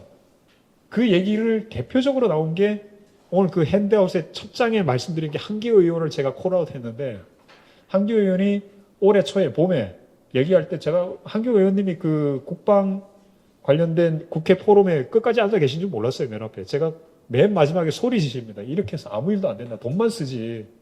그 얘기는 국방 관료가 했으니까. 그리고 대안까지 얘기합니다. 지금까지 국방위원회를 통해서 전략적인 의사결정이 된 적이 없다. 그렇게 자존심 상하는 얘기를 했죠. 저는 앉아 계신 줄 모르고 했는데 마지막에 일어서시더니 내가 앉아 있는 줄 몰랐죠. 그러시더니 얘기하시는 게 제 얘기를 동의를 해주십니다. 내가 국방위원으로 20년 일했지만 우리가 전략적인 결정을 한 적 없다. 그런데 안타까운 건 뭐냐면 그 탓을 기업 탓을 하고 방사청 탔습니다.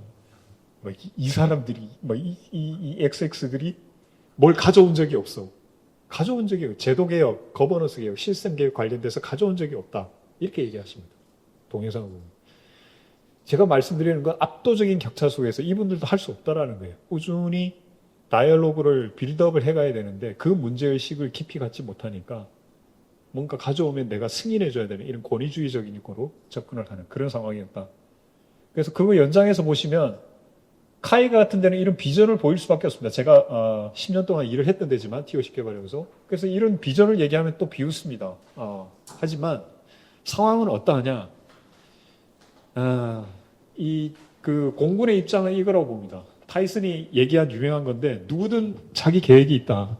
얻어 터질 때까지는. 그게 유명한 얘기인데 타이슨이 한 얘기죠. 공군이 항상 요 스피릿을 얘기합니다. 기업은 아무리 국산화를 얘기한다 하더라도 전쟁에 나가야 될 건 우리이기 때문에 우리는 고가의 톱티어 제품을 수입해야 된다. 그건 아닌 거죠. 거기까지는 앞까지는 맞는데 수입해야 되는 게 아니라 장기적으로 하나씩 빌드업 해가면 되는데 그걸 못하는 거죠. 그걸 좋은 예가 뭐냐면 호주에서 이게 작년 사진입니다. 호주의 국방 관료들이 K방산 뜨는 걸 보고 육군을 비롯해서 우리나라 이영수 국무총장도 직접 와서 발표도 했어요. 하지만 이분들이 미팅에서 얘기한 건 뭐냐. 저녁 때 계속 얘기를 하자. 이게 저녁 시간입니다. 술하고 뭐 다과 이렇게. 근데 한국 사람은 저 혼자 남았어요. 우리나라 국방 관료들은 다 가고 호주 국방 관료들은 다 나와서 당신은 누구니 하고 저랑 얘기한 거예요. 제가 너무 한심해서 이런 데서 관계를 형성하고 네트워크를 형성해야 되는데 그럴 시간도 없고 의도도 없다라는 증거죠. 우리는 사업으로는 하는데 이런 네트워크를 통해서 일을 하지는 않는 거죠. 즉 예산을 통해서 사업을 통해서 기업을 부려서 권위적으로 수직적으로 일을 하지만 사실은 네트워크를 통해서 기술과 외교가 합쳐지게 길을 열어주고 그 파트너십으로 일하는 개념 자체가 없다라는 겁니다. 사람을 그렇게 일을 해봤자 또 어떤 인정받을 것도 없고 이게 MRO 산업 관련돼서 많은 얘기가 있는데 그 싱가포르의 MRO 사업할 때 우리나라 중소기업 한 군데만 갔을 뿐이지 150개 기업 중에 한국 기업은 없었습니다. 하지만 일본이나 여기 보면은 항공산업이 지금 후퇴하고 있다고 하는 캐나다 bombardier 조차 MRO에 있어서는 굉장히 그 내실 있게 접근하는 그 사연인데 우리는 존재감이 없는 거죠. 이게 현장의 모습입니다. 현장에 이럴 때 이런 걸 탓할 필요가 있는 게 아니라 이런 그 중간 티어가 없다는 중간 과정이 없으니까 기업은 그냥 로지 피처 발표만 하고 뭔가 만들어내는 거죠. 만들어내는데 항상 뒤처지기 바랍니다. 하지만 제가 요걸 마지막으로 가져온 건 뭐냐? 터키 보면은 터키에서도 우리가 뭘 수입하냐? 터키가 뭐 삼성전자가 반도체 기업이 있어요. 전자기업이 있어요. 기계산업이 있어요. 뭐가 있어요. 하지만 놀랍게도 터키한테 전자산업에 꽂힌 전자전 장비를 우리가 수입한 적이 있습니다. 이해가 되세요? 이해가 안 되죠. 터키가 뭘 레버리지로 하냐? 방위 산업은 외교 협상에 레버리지가 있습니다. 수입하는 것만큼 해외가 베너핏을 줘야 돼요. 그 베너핏을 활용을 정부 관료들이 한 거고 그 활용을 잘 한 덕에 전자전 장비를 우리한테 수입할 정도로 그리고 헬기도 세계 시장에 내놨습니다. 우리는 헬기 시장 세계 시장 못 나가고 있죠. 그다음에 무인기도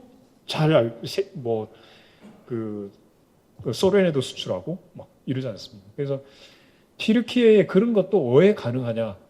산업이 자체가 문제가 아니라는 겁니다. 산업 자체가 문제가 아니라 정부의 역할 이게 얼마나 중요한가 이걸 보이는 거고. 그래서 그게 가장 극명하게 드러나는 것이 에어로스페이스 디펜스 분야고 부끄럽게 드러나기 때문에 고해성사같이 얘기는 하지만 시스템은 절대라기보다 현재로서는 이와 같은 논의가 조금 더 진화되고 성숙되지 않으면 바뀌지 않는다라는 거예요. 그래서 동일한 제목으로 A&D 산업이 완전한 전환기에 있는데 1차 변화는 뭐냐? 제목에 보면은 뭐 무인화와 전자와 군집화 뭐 여러 가지 것들이 있습니다. 그러나 그걸 2차 변화로 운영하는 거로 보면은 이제는 기술이 문제가 아니라는 차원에서 2차 변화로 썼습니다. 무인화 전자와 군집화 이게 뭘 의미를 하느냐? 전쟁 개념과 군사 교리의 변화를 얘기를 합니다. 저게 무슨 말이냐? 싸우는 방식, 군 조직의 방식, 운영의 방식 이게 바뀌었다라는 거고 이 문제를 제가 아는 게 아니라 군 관료들이 알고 있습니다. 하지만 군사 교리를 못 바꾸고 있어요. 해본 적이 없으니까 미국만 추종하고 있으니까 그리고 그걸 하려면은 능력이 없어서가 아니라 그걸 통합 임무 기반의 군 체제와 기술을 같이 교정할 거를 테스트를 해보고 거기에 베스트 장교들이 투입이 돼야 되는데 거기에 가장 순서가 낮은 장교들이 투입됩니다. 왜냐하면 그래봤자 승진을 못하기 때문에 그런 보상 체계가 다르다는 거죠. 그리고 합동성 훈련 이게 가장 키인데 합동성 훈련을 언제 하냐? 우리는 미국이 하자고 했을 때 하고 우리끼리는 하지 않습니다. 그리고 상호 운영성 중요하지만 우리끼리 상호 운영성보다는 미국과의 상호 운영성 이런 게 강조되고 그래서 임무 혁신과 기술 혁신이 통합되지 않습니다. 시스템하고 시스템 차원으로 간다는 걸 알면서도 우리는 다 군 내에서 분절화되어 있죠. 그래서 군이 저것만 넘어서면 민간에 상당한 거를 뭐 과기부나 산업과 싸울 필요가 없이 내버리지 할 수 있는데 군도 그럴 처지가 안 돼 있다라는 걸 보여서 말씀드리려고 가져왔던 겁니다.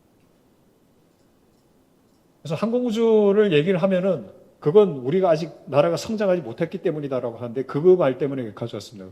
GDP와 에어로스페이스 인더스트리와 그 상관관계를 보면은 재미있는 상관관계가 있습니다. GDP 수준에서 항공우주 매출이 1% 수준을 일단은 넘어야 선진국이 됩니다. 그 권위주의 국가들은 돈은 많이 쓰는데 낮게 되죠. 근데 놀랍게도 작은 나라 중에 싱가포르와 이스라엘이 GDP 3%에서 5% 수준을 합니다. 굉장히 자기들만의 니치를 하는 거죠. 무인기와 MRO 이런 부분들이 있고 싱가포르의 산업부라고 하는 데는 홈페이지 자체가 항공우주부 같이 가장 자랑스럽게 내놓습니다. 왜냐하면 항공우주 산업을 잘 성장시켜서 세계적인 부를 창출하고 있거든요. 이게 싱가포르 EDB의 홈페이지 전면이고 자기들이 이렇게 내놓고 있습니다. 항공우주를 통해서 얼마나 많은 국부를 창출하고 있는지를. 그리고 이 전 세계에 싱가포르가 더 이상 도시국가가 아니라 전 세계 MRO 단지를 이렇게 많이 운영하고 있습니다. 이제는 네트워크 국가가 된 거예요. MRO 단지를 통해서. 그래서 이러한 그 변화 속에서 우리는 뭘 얘기하고 있냐? 매디만 얘기하고 있습니다. 그래서 우주를 뭐 7인의 그런 얘기를 하면서 이제는 뭐도 해야 되고 뭐도 해고 자꾸 확장만 얘기하는 거죠. 우리가 니치, 우주를 개발할 때 어느 부분만 하겠다. 어디에 경쟁력을 둬야 된다라는 그 얘기나 그 얘기를 하지 않고 뭐 국민 1인당 얼마를 써야 되는데 이런 예산 확대 논리만 계속 하게 되는 거죠. 근데 이게 어쩔 수가 없다라는 겁니다. 정부가 전략적인 니치에 대한 리더십이 없는 한 그걸 경고한 게 2차 대전 끝나고 아이젠하워가 밀리터리 인더스트리얼 컴플렉스를 경고를 했죠. 군산복합체. 군산복합체가 우리나라를 말아먹을 수 있다. 이 경고를 하는 겁니다. 그래서 미국은 계속 그 경고 이후에 이게 바오밥 나무인데 이 별에 그 바오밥 나무 커다란 나무가 거니까 자원을 다 끌어가는 거죠. 미국이 왜 자원을 다 끌어갈 수 있듯이 어느 나라든 국방, 외교, 안보가 중요한 나라들은 그 나라의 자원을, 혁신 자원을 이렇게 국방, 항공, 우주 쪽에서 다 끌어가는 역설적인 효과가 생길 수 있다는 겁니다.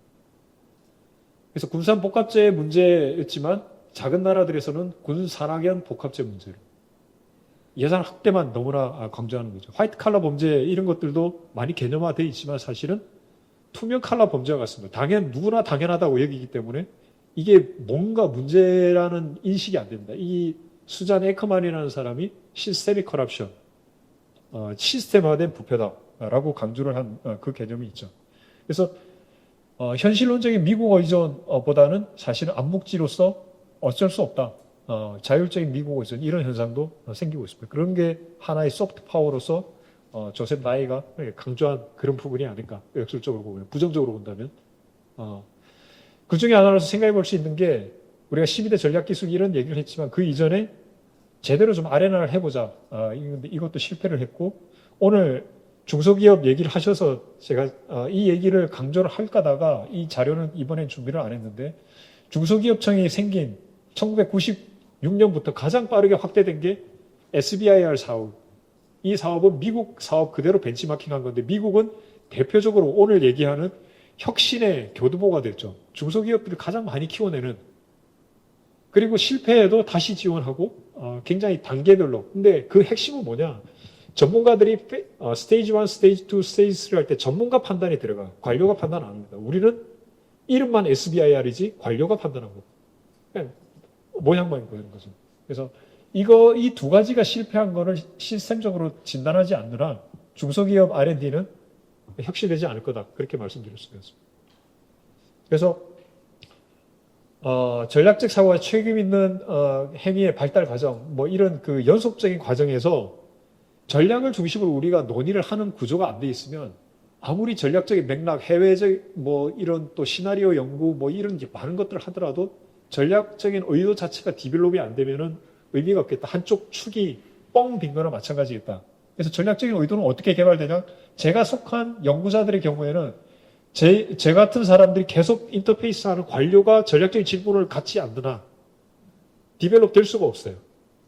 그래서 오늘 그런 말씀들이 나왔던 것 같은데 전략적으로 중요한 과제들은 과기부 주관 또는 뭐 국방부 주관 이런 게 아니라 충의를 달리해서 국가통합 전략사업단 이런 개념으로 추진해야 된다는 게 아젠다가 되지 않으면 여전히 과기부는 과기부대로 산업부는 산업대로 그렇게 할 수밖에 없을 것 같습니다.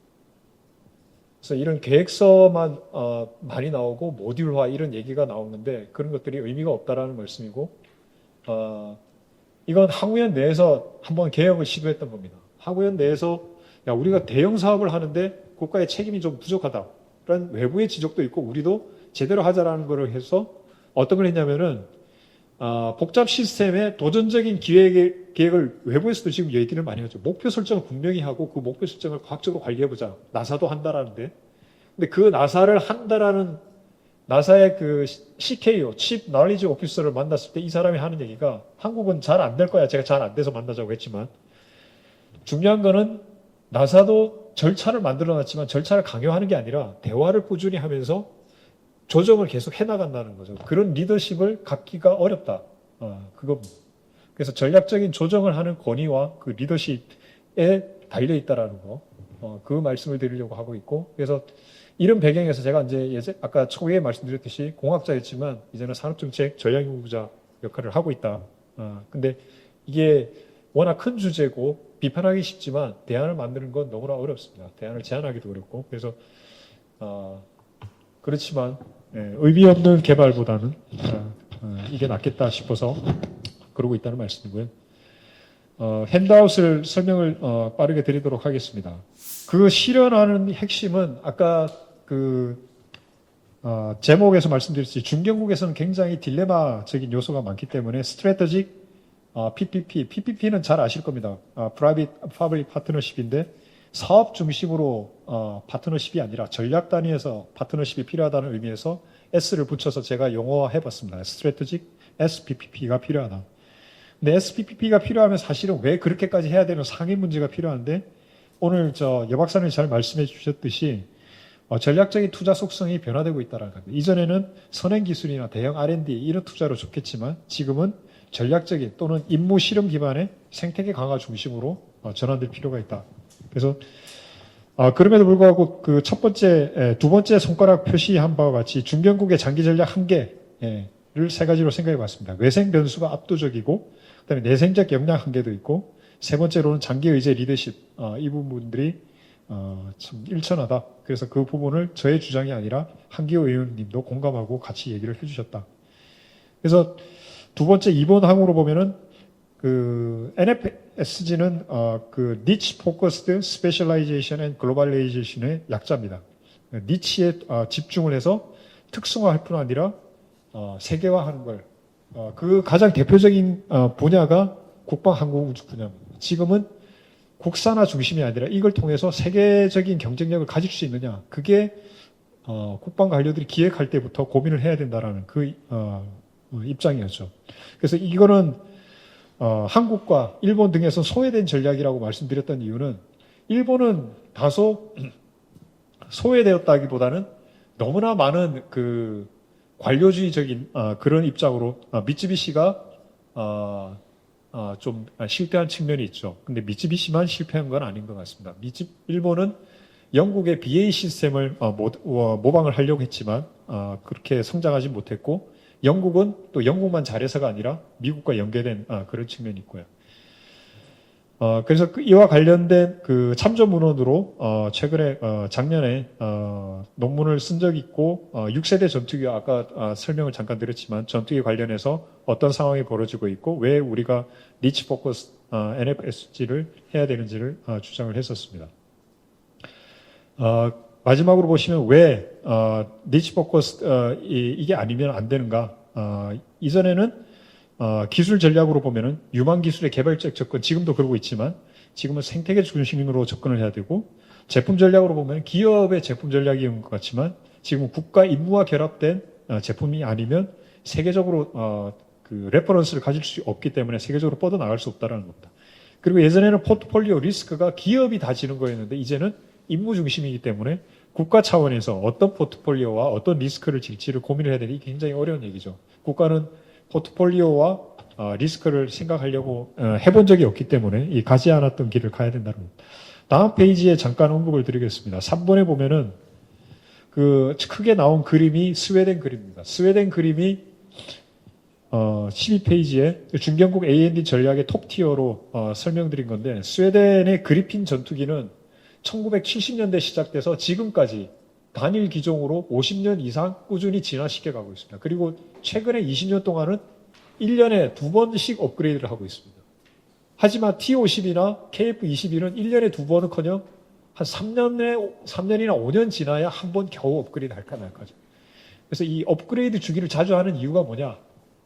전자전 중심으로, 그리고 최신 기술 중심으로, 또 한 가지는 우리나라는 F-35, F-16, F-18을 다 수입해서 하이엔드급은 미국 거로 다 유지를 하고 로우엔드급으로 유지를 이 분리 정책 때문에 그렇게 업그레이드 할 수요가 없는데, 그러니까 군이 위험을 안 지는 거죠. 임무 차원의 위험을 안 지는 겁니다. 스웨덴은 군이 위험을 지면서 계속 업그레이드하는 그런 차원이다라고 보시면 되겠습니다.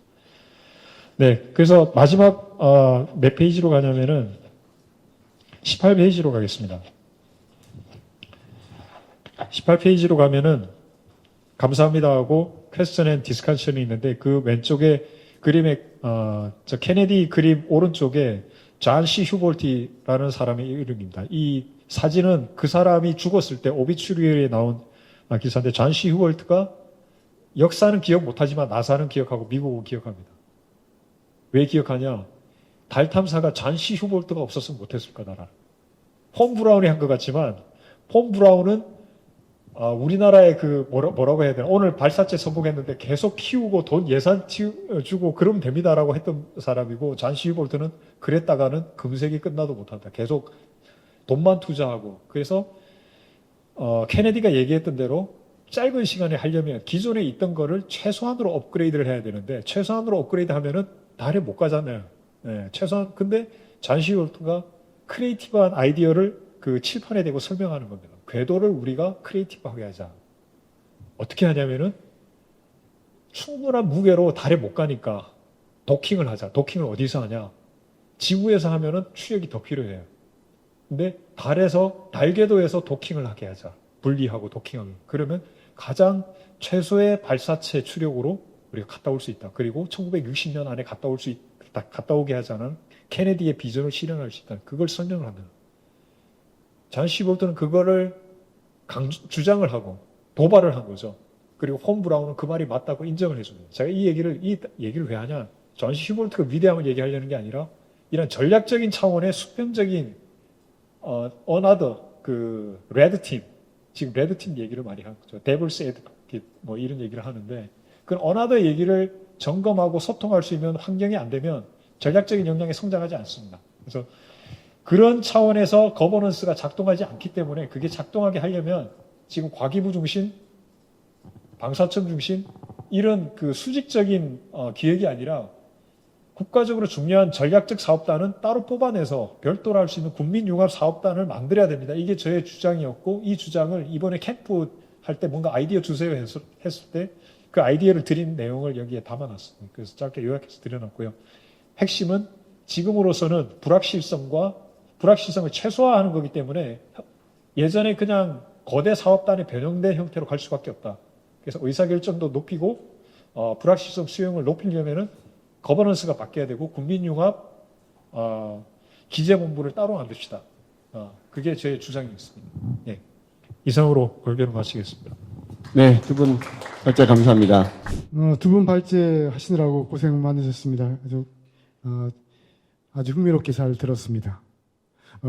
뭐 AND는 좀 어렵긴 하지만 상당히 그 또 이 구체적이고 이런 그 국가과학 기술 정책이 어떻게 가바넌스를 끌어나가야지 의미 있는 효과를 거뒀는지에 대해서 진지하게 발표를 잘 해주셨습니다. 제 발제문은 34쪽인데요. 예, 혁신이 이제 그 세계적 화두로 널리 회자되는 즈음에 때마침 자유기업원에서 세미나를 개최해서 저까지 이렇게 불러주셔가지고 감사드린다는 말씀을 드리고요. 특히 우리 여 박사님 말씀하셨지만 그 슈페터의 혁신주도 성장을 수리 모델로 좀 정치화한 이 세 사람의 학자에게 올해 10월에 노벨 기념 경제학상을 수상하면서 많은 나라들이 혁신 성장에 대한 정책적 관심, 학문적 관심과 정책적 관심이 한참 더 고조되는 것 같습니다. 오늘 그 혁신 세미나 관련 세미나는 한 분은 이렇게 거시경제 환경을 좀 살펴보면서 또 이런 한국의 성공적인 맞나요? 산업정책 역사적 관점에서 지금 이 시점에서 혁신 경쟁 시대에 우리가 무엇을 할 것인가 또 무슨 한계가 있는가를 되짚어 보면서 그 개선 방향의 과제를 도출해 주셨고 또 우리 한 분 안 박사님께서는 아주 이 구체적이면서 특별한 그 A&D 분야에 대한 이야기를 해가지고 경제학으로 보면은 한편으로는 거시적 측면에서의 혁신을 논하고 또 한편으로는 굉장히 그 사례 그 의미 있는 사례 깊숙이 미시적 측면에서의 혁신 논한 것 같아가지고 아주 그 조합이 아주 흥미로웠습니다. 오늘 한 분이 안 오셔가지고, 김희석 소장님이 안 오셔가지고, 이 토론이 좀 애매한데, 제가 김희석 박사님이 토론한 부분에 대한 언급을 좀 간단히 좀 먼저 하고, 저는 딱히 두 분의 발제에 대해서 디베이트를 위한 문제 제기나 아규먼트를 낼 건 아니거든요. 일단 두 분이 이야기한 것에 대해서 전적으로 공감하면서 제가 하겠다면 제가 이야기하고자 하는 바는 좀 성장의 본질이 성장의 원인, 성장의 방법에 대한 좀 더 논점을 확대해서 몇 가지 부연 설명을 드리는 걸로 가고 두 분의 발제에 대한 직접적인 이야기는 저보다도 우리 김석 박사님이 하신 게 있으니까 그 부분을 좀 간단히 줄일게요. 김석 박사님은 정부가 산업정책 이야기할 때 이것이 과연 성공으로 이끌 것인가 아니면 우리 여 박사님도 생태계를 강조하시잖아요. 생태계 없는 혁신 없다고 계속 강조하셨는데 혁신은 생태계의 산물이지 혁신이 생태계를 만들지 않는다. 이런 느낌 차원에서 여기는 시장의 혁신을 포함한 발견 절차인 경쟁에 치우쳐야 되는데 한국의 지금의 산업 정책은 경쟁자 보호에 우선한 것 아니냐. 너무 정부가 깊숙이 개입하고 있다. 그런데 우리 여 박사님께서는 직접 개입의 세부적 통제 중심에서 벗어나서 민간의 자율성, 경쟁, 창의성을 발휘할 수 있도록 제도적 개혁을 해서 시장 역동성을 회복하자고 말씀하시면서 또 한편으로는 거시 정책, 외교, 산업 정책을 전부 아우르는 거대한 계획을 세워야 된다고 얘기를 하시는 걸로 우리 이 김 박사님의 생각이 느낌이 왔던 것 같아요. 이 두 가지가 어떻게 조화롭게 양립 가능하냐 하는 것이 32쪽에 김희석 박사님이 궁금하다라고 말씀을 하신 것 같고 33쪽에 우리 안 박사님에 대해서는 니치 포커스 스페셜레이션 글로벌레이션 이건 안 박사님 브랜드죠. 대단히 흥미로운 제안이라고 이야기를 하셨는데 요즘 미국에서 보면은 뭐 어제 우리도 나로도 그 민간 기업 중심으로 인공위성 발사했다고 그래서 뉴스가 타고 있는데 미국은 그 일론 머스크니 상당히 민간 기업들이 우주 국방 이쪽에도 상당히 들어가고 있잖아요. 이런 추세에서 우리가 선택해서 아까 뭐 얼핏 좀 말씀하셨는데 개별 기업들 따로따로 경쟁하고 있다는데 그런 것들도 좀 이야기하시면서 과연 우리나라 그런 A&D 관련 기업들이 이런 일론 머스크의 그런 쪽에 경쟁할 수 있는 니치마켓을 어떻게 할 수 있는지에 대한 궁금증도 있다고 이렇게 말씀하셔서 제가 대신 말씀드렸습니다. 저는 저에 대해서는 이제 제가 지금부터 이야기한 저희 이야기인데 뭐 긴장 놓으셔도 됩니다. 예, 딴 얘기를 할 테니까 성장의 원천과 우리가 지금 혁신을 논하는 것은 혁신이 목적이 아니라 성장이 목적이고 성장의 목표를 위해서 혁신이 지도돼야 된다는 이야기를 하고 있는 거죠. 그런 이제 또 이 슈페터적인 이야기인데 그보다 좀 넓게 성장을 하기 위해서는 성장의 원인은 무엇이고 어떻게 해야 되는가를 좀 논의를 좀 확대시켜가지고 한 4가지 정도 논점을 좀 부여나고자 합니다. 첫 번째, 혁신이 새로운 성장의 엔진인가? 과거는 아니었나? 응? 그쵸?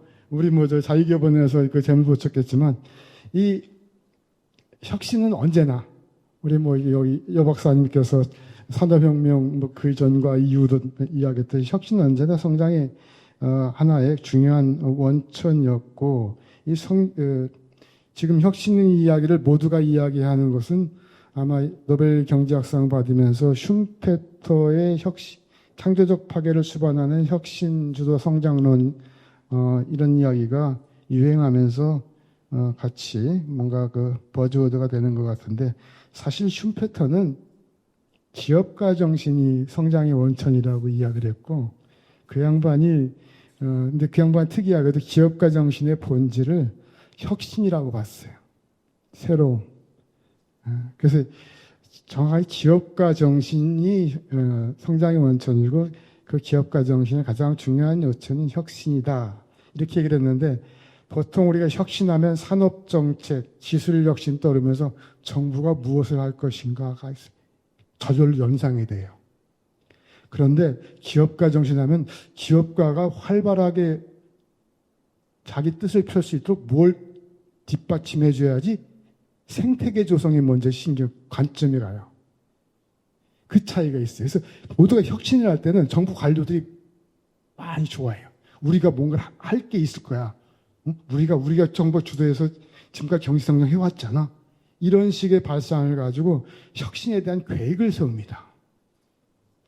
그 이야기에 대해서 우리 김이석 박사님은 맨 끝에 김이석 박사의 개인적 관점에서는 경쟁자가 아니라 경쟁자의 발견 절차인 경쟁 과정을 보호할 때 혁신도 활발해질 것이다. 지정학적 불확실성이 커지고 디지털 전환에 이어서 AI 전환까지 언급되고 있지만 그런 트렌드와 무관하게 경쟁 과정을 보호하고 또 이 창조적 파괴에 대한 수용의 문화를 만드는 것이 혁신 주도성이 가장 중요할 것이 아니다. 혁신을 계획하기보다는 기업가적 모험이 좌절되지 않게란 말씀입니다. 혁신보다 기업가 정신에 방점을 두는 것이 우리가 할 방법이 아닐까 하는 생각도 좀 해봅니다. 하여튼 슈페터는 기업가 정신을 창조적 파괴를 수반한 혁신과 동의어로 봤고 또 경제학에서도 그러다 보니까 기술 혁신을 성장 모형에 반영한 내생적 성장 이론을 만들어가지고 지금까지 혁신이 새로운 컨셉이 아니라 이론과 이런 정책 실무에서 많이 반영되어 있죠. 그럼에도 불구하고 여전히 이게 새로운 개념처럼 보이는 것은 사람들이 기업가 정신을 몰라요.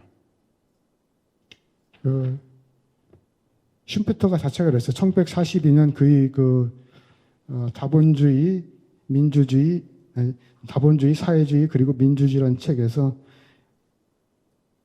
혁신의 주체나 경제 성장의 주체는 앙트로프레너인데 경제학 어디에도 경제학자 어디에도 정치학 어디에도 앙트로프레너는 언급이 없다. 안 박사님 앙트로프레너셨어요.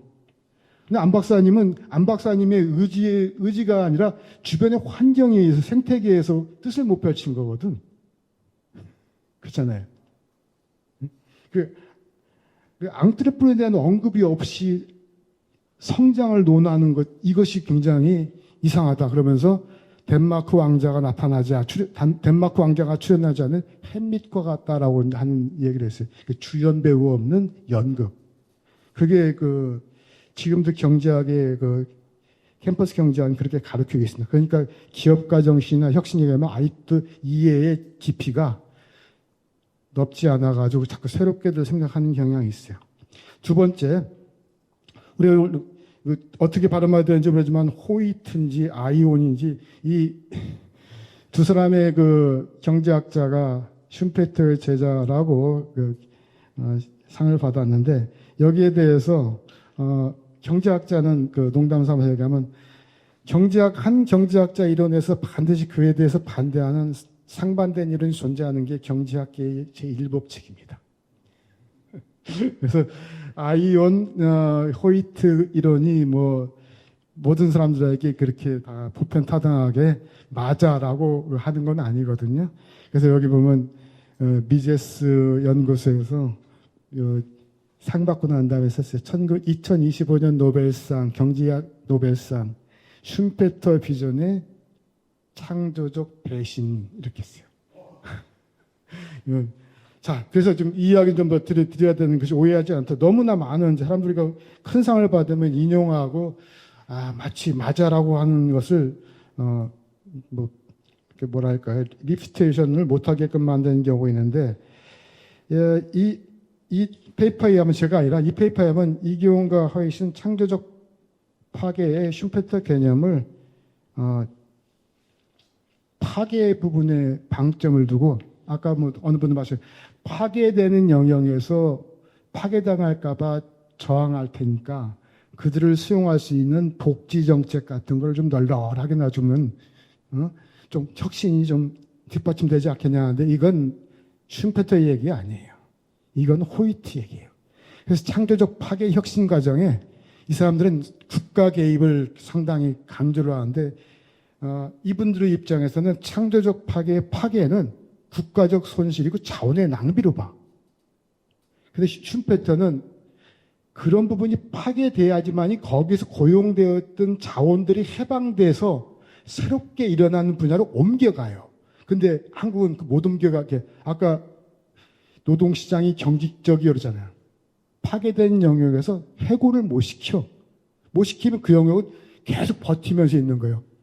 혁신이 이게 빨리빨리 진행될 수가 없고 앙트레프레너가 혁신을 할 수가 없어요.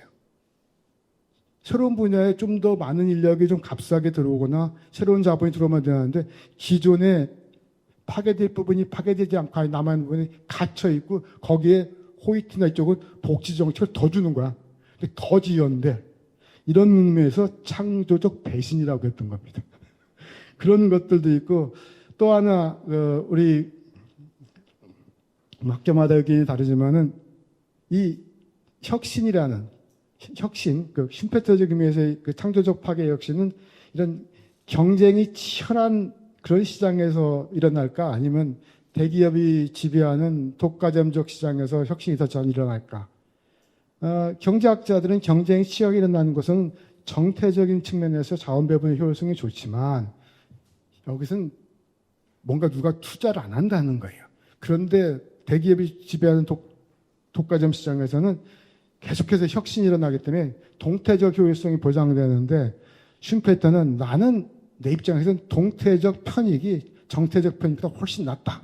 그래서 독과점 쪽을 옹호를 하는 반면에 호이트는 아이언 호이트, 저도 아기온 호이트는 이들은 중간쯤의 경쟁 상황이 모더레이트한 컴페티션이 이 혁신에 유리하다. 그래서 독점은 파괴돼야 된다고 규제를 이야기를 하는 거예요. 그래서 그런 면들이 슈페터의 창조적 파괴를 얘기하면서 사실은 국가주의를 끌어들여왔다는 이야기를 많이 해서 노벨상 고개를 흐는 학자도 있고, 또 이 호이트가 프랑스 경제학자잖아요. 프랑스 경제학자인데 여기 그 칼럼에 의하면은 이 마크롱 이 대통령하고 이너서클에 있어가지고 지난 8년 동안 상당히 정치에 개입한 걸로 알고 있는데, 지금 프랑스 경제가 복지 부담에 이게 무슨 혁신이나 무슨 관계냐 이거죠. 그래서 이 양반은 이론도 그렇고 자기의 정책 조언도 그렇고 이걸 우리가 너무 많이 인용하는 것은 좀 그렇지 않겠는가 하는 생각이 들어가지고 이야기를 해보고, 또 이 슈페터 이들이 그 상을 받은 것은 우연히 아니게 슈페터의 혁신이 이런 그 정책적 차원에서 기업가 정신으로 좀 크게 나오면, 기업가 정신이라는 이름으로 그 중에 그 기업가 정신의 본질을 혁신이라는 그 슈페터적인 기업가 정신이 정책 실무에 노골적으로 반영된 게 유럽이에요. 2020년부터. 그전엔 학계에서도 기업가 정신에서 별로 관심이 없었는데, 지금 EU 각 회원국들이 일찌감치 성장 정체에 이제 직면하고 그걸 못 벗어나고 계속 미국의 그 여러 가지 혁신에 밀리잖아요. 그래서 1999년부터 1999년 죄송합니다. 1999년에 어디죠?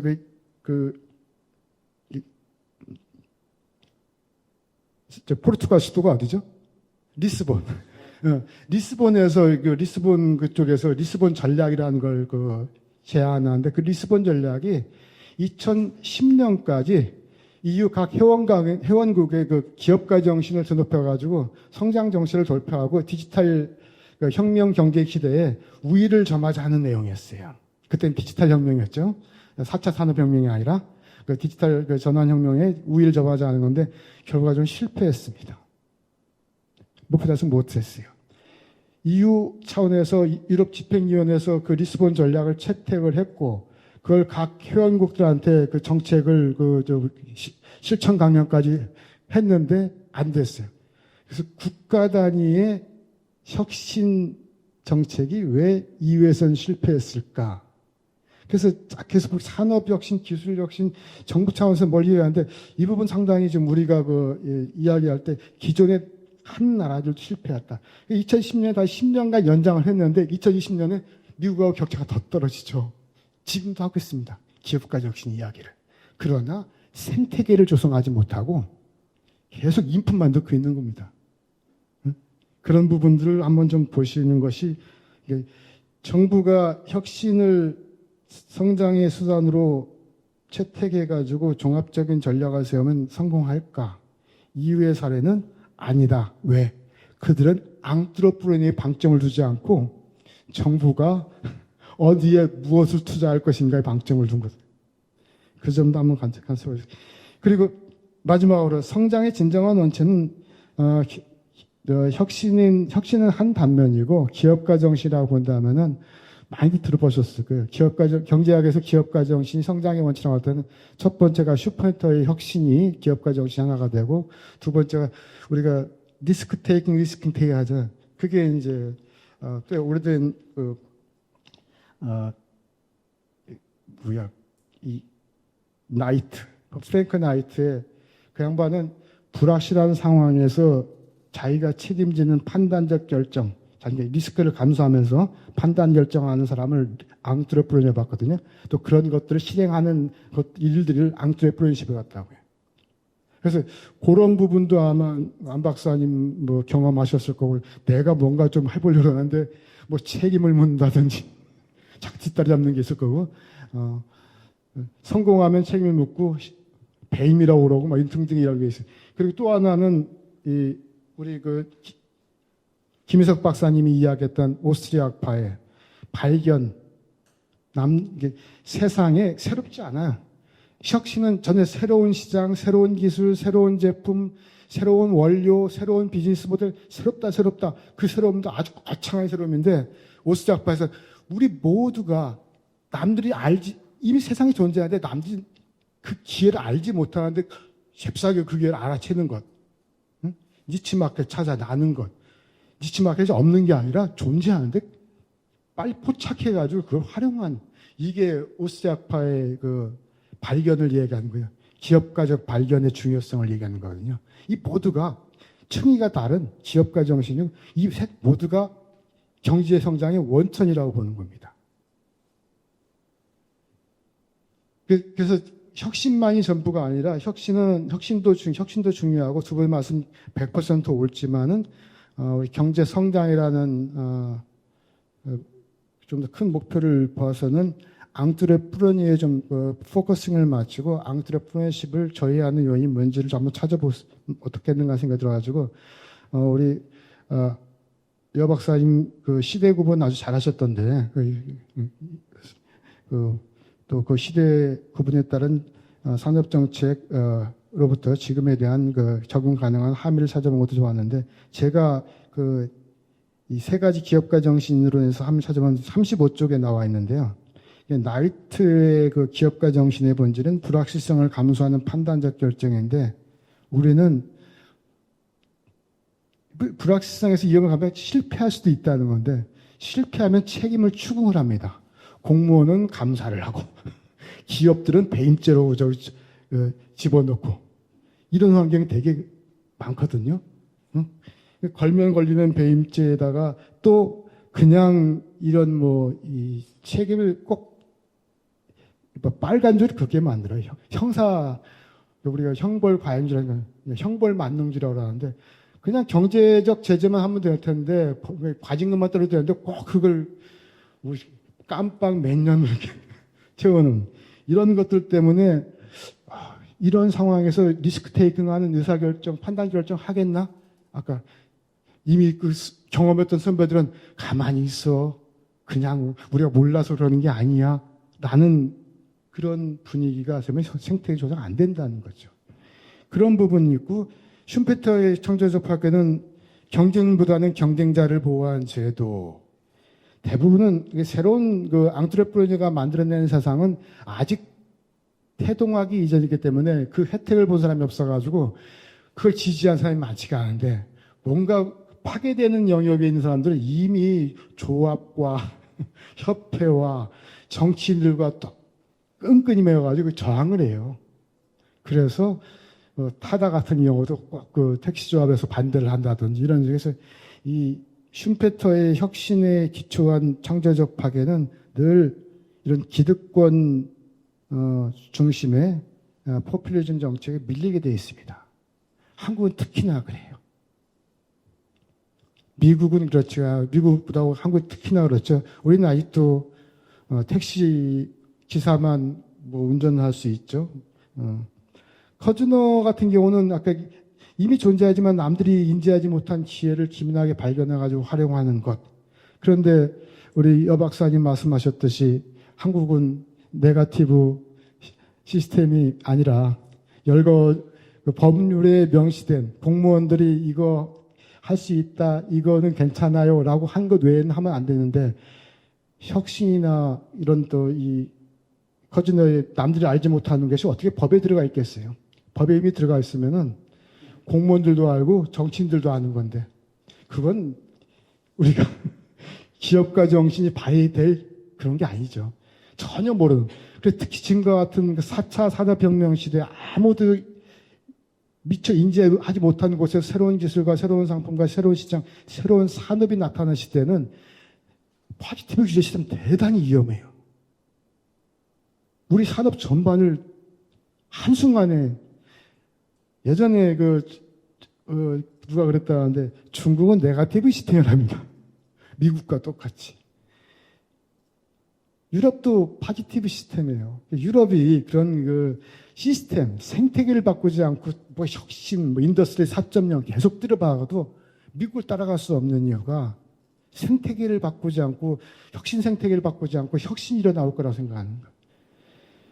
이런 측면 저런 측면 해가지고 여 박사님의 맨 마지막 또는 안 박사님의 같은 이 경제학의 한 분파에서는 그래서 혁신은 성장의 원인이 아니다라고 그래요. 아까 우리 혁신 생태계가 중요하다 하는 거죠. 혁신은 결과이지 원인이 아니야라는 뜻이야. 혁신이 일어나도록 하는 앙트레프레너의 그런 기업가 정신이 발현되도록 뒷받침하는 그런 법률적, 재정적 또는 사회의 심리적 그런 생태계가 조성됐을 때 혁신이 일어나면서 그게 결과가 되는 것이지 혁신이 원이라고 생각하면은 유럽과 같은 꼴이 난다는 거죠. 그렇죠. 그런 분들을 우리가 혁신의 이야기를 하는 경제 성장의 원인을 하다 보니까 경제 성장의 진짜 원천과 또는 방법론에 대해서 좀 폭넓게 보는 시각도 좀 필요하지 않을까 싶어가지고 두 분의 말씀에 부연을 좀 드렸습니다. 그리고 끝으로 여영준 박사님이 피터팬 증후군을 우리 산업 현장에 아직도 나타나고 있다고 말씀하셨는데 본래 이거 이제 병리학적 그런 개념이죠. 피터팬 증후군은. 근데 이게 제가 2008년에 제가 처음으로 이 중소기업 피터팬 증후군이라는 말을 썼었거든요. 그래서 중소기업 피터팬 신드롬이란 코인은 장명은 제가 했던 것을 말씀드리고 그 점 언급해 주셔서 감사드립니다. 예, 마치겠습니다. 감사합니다.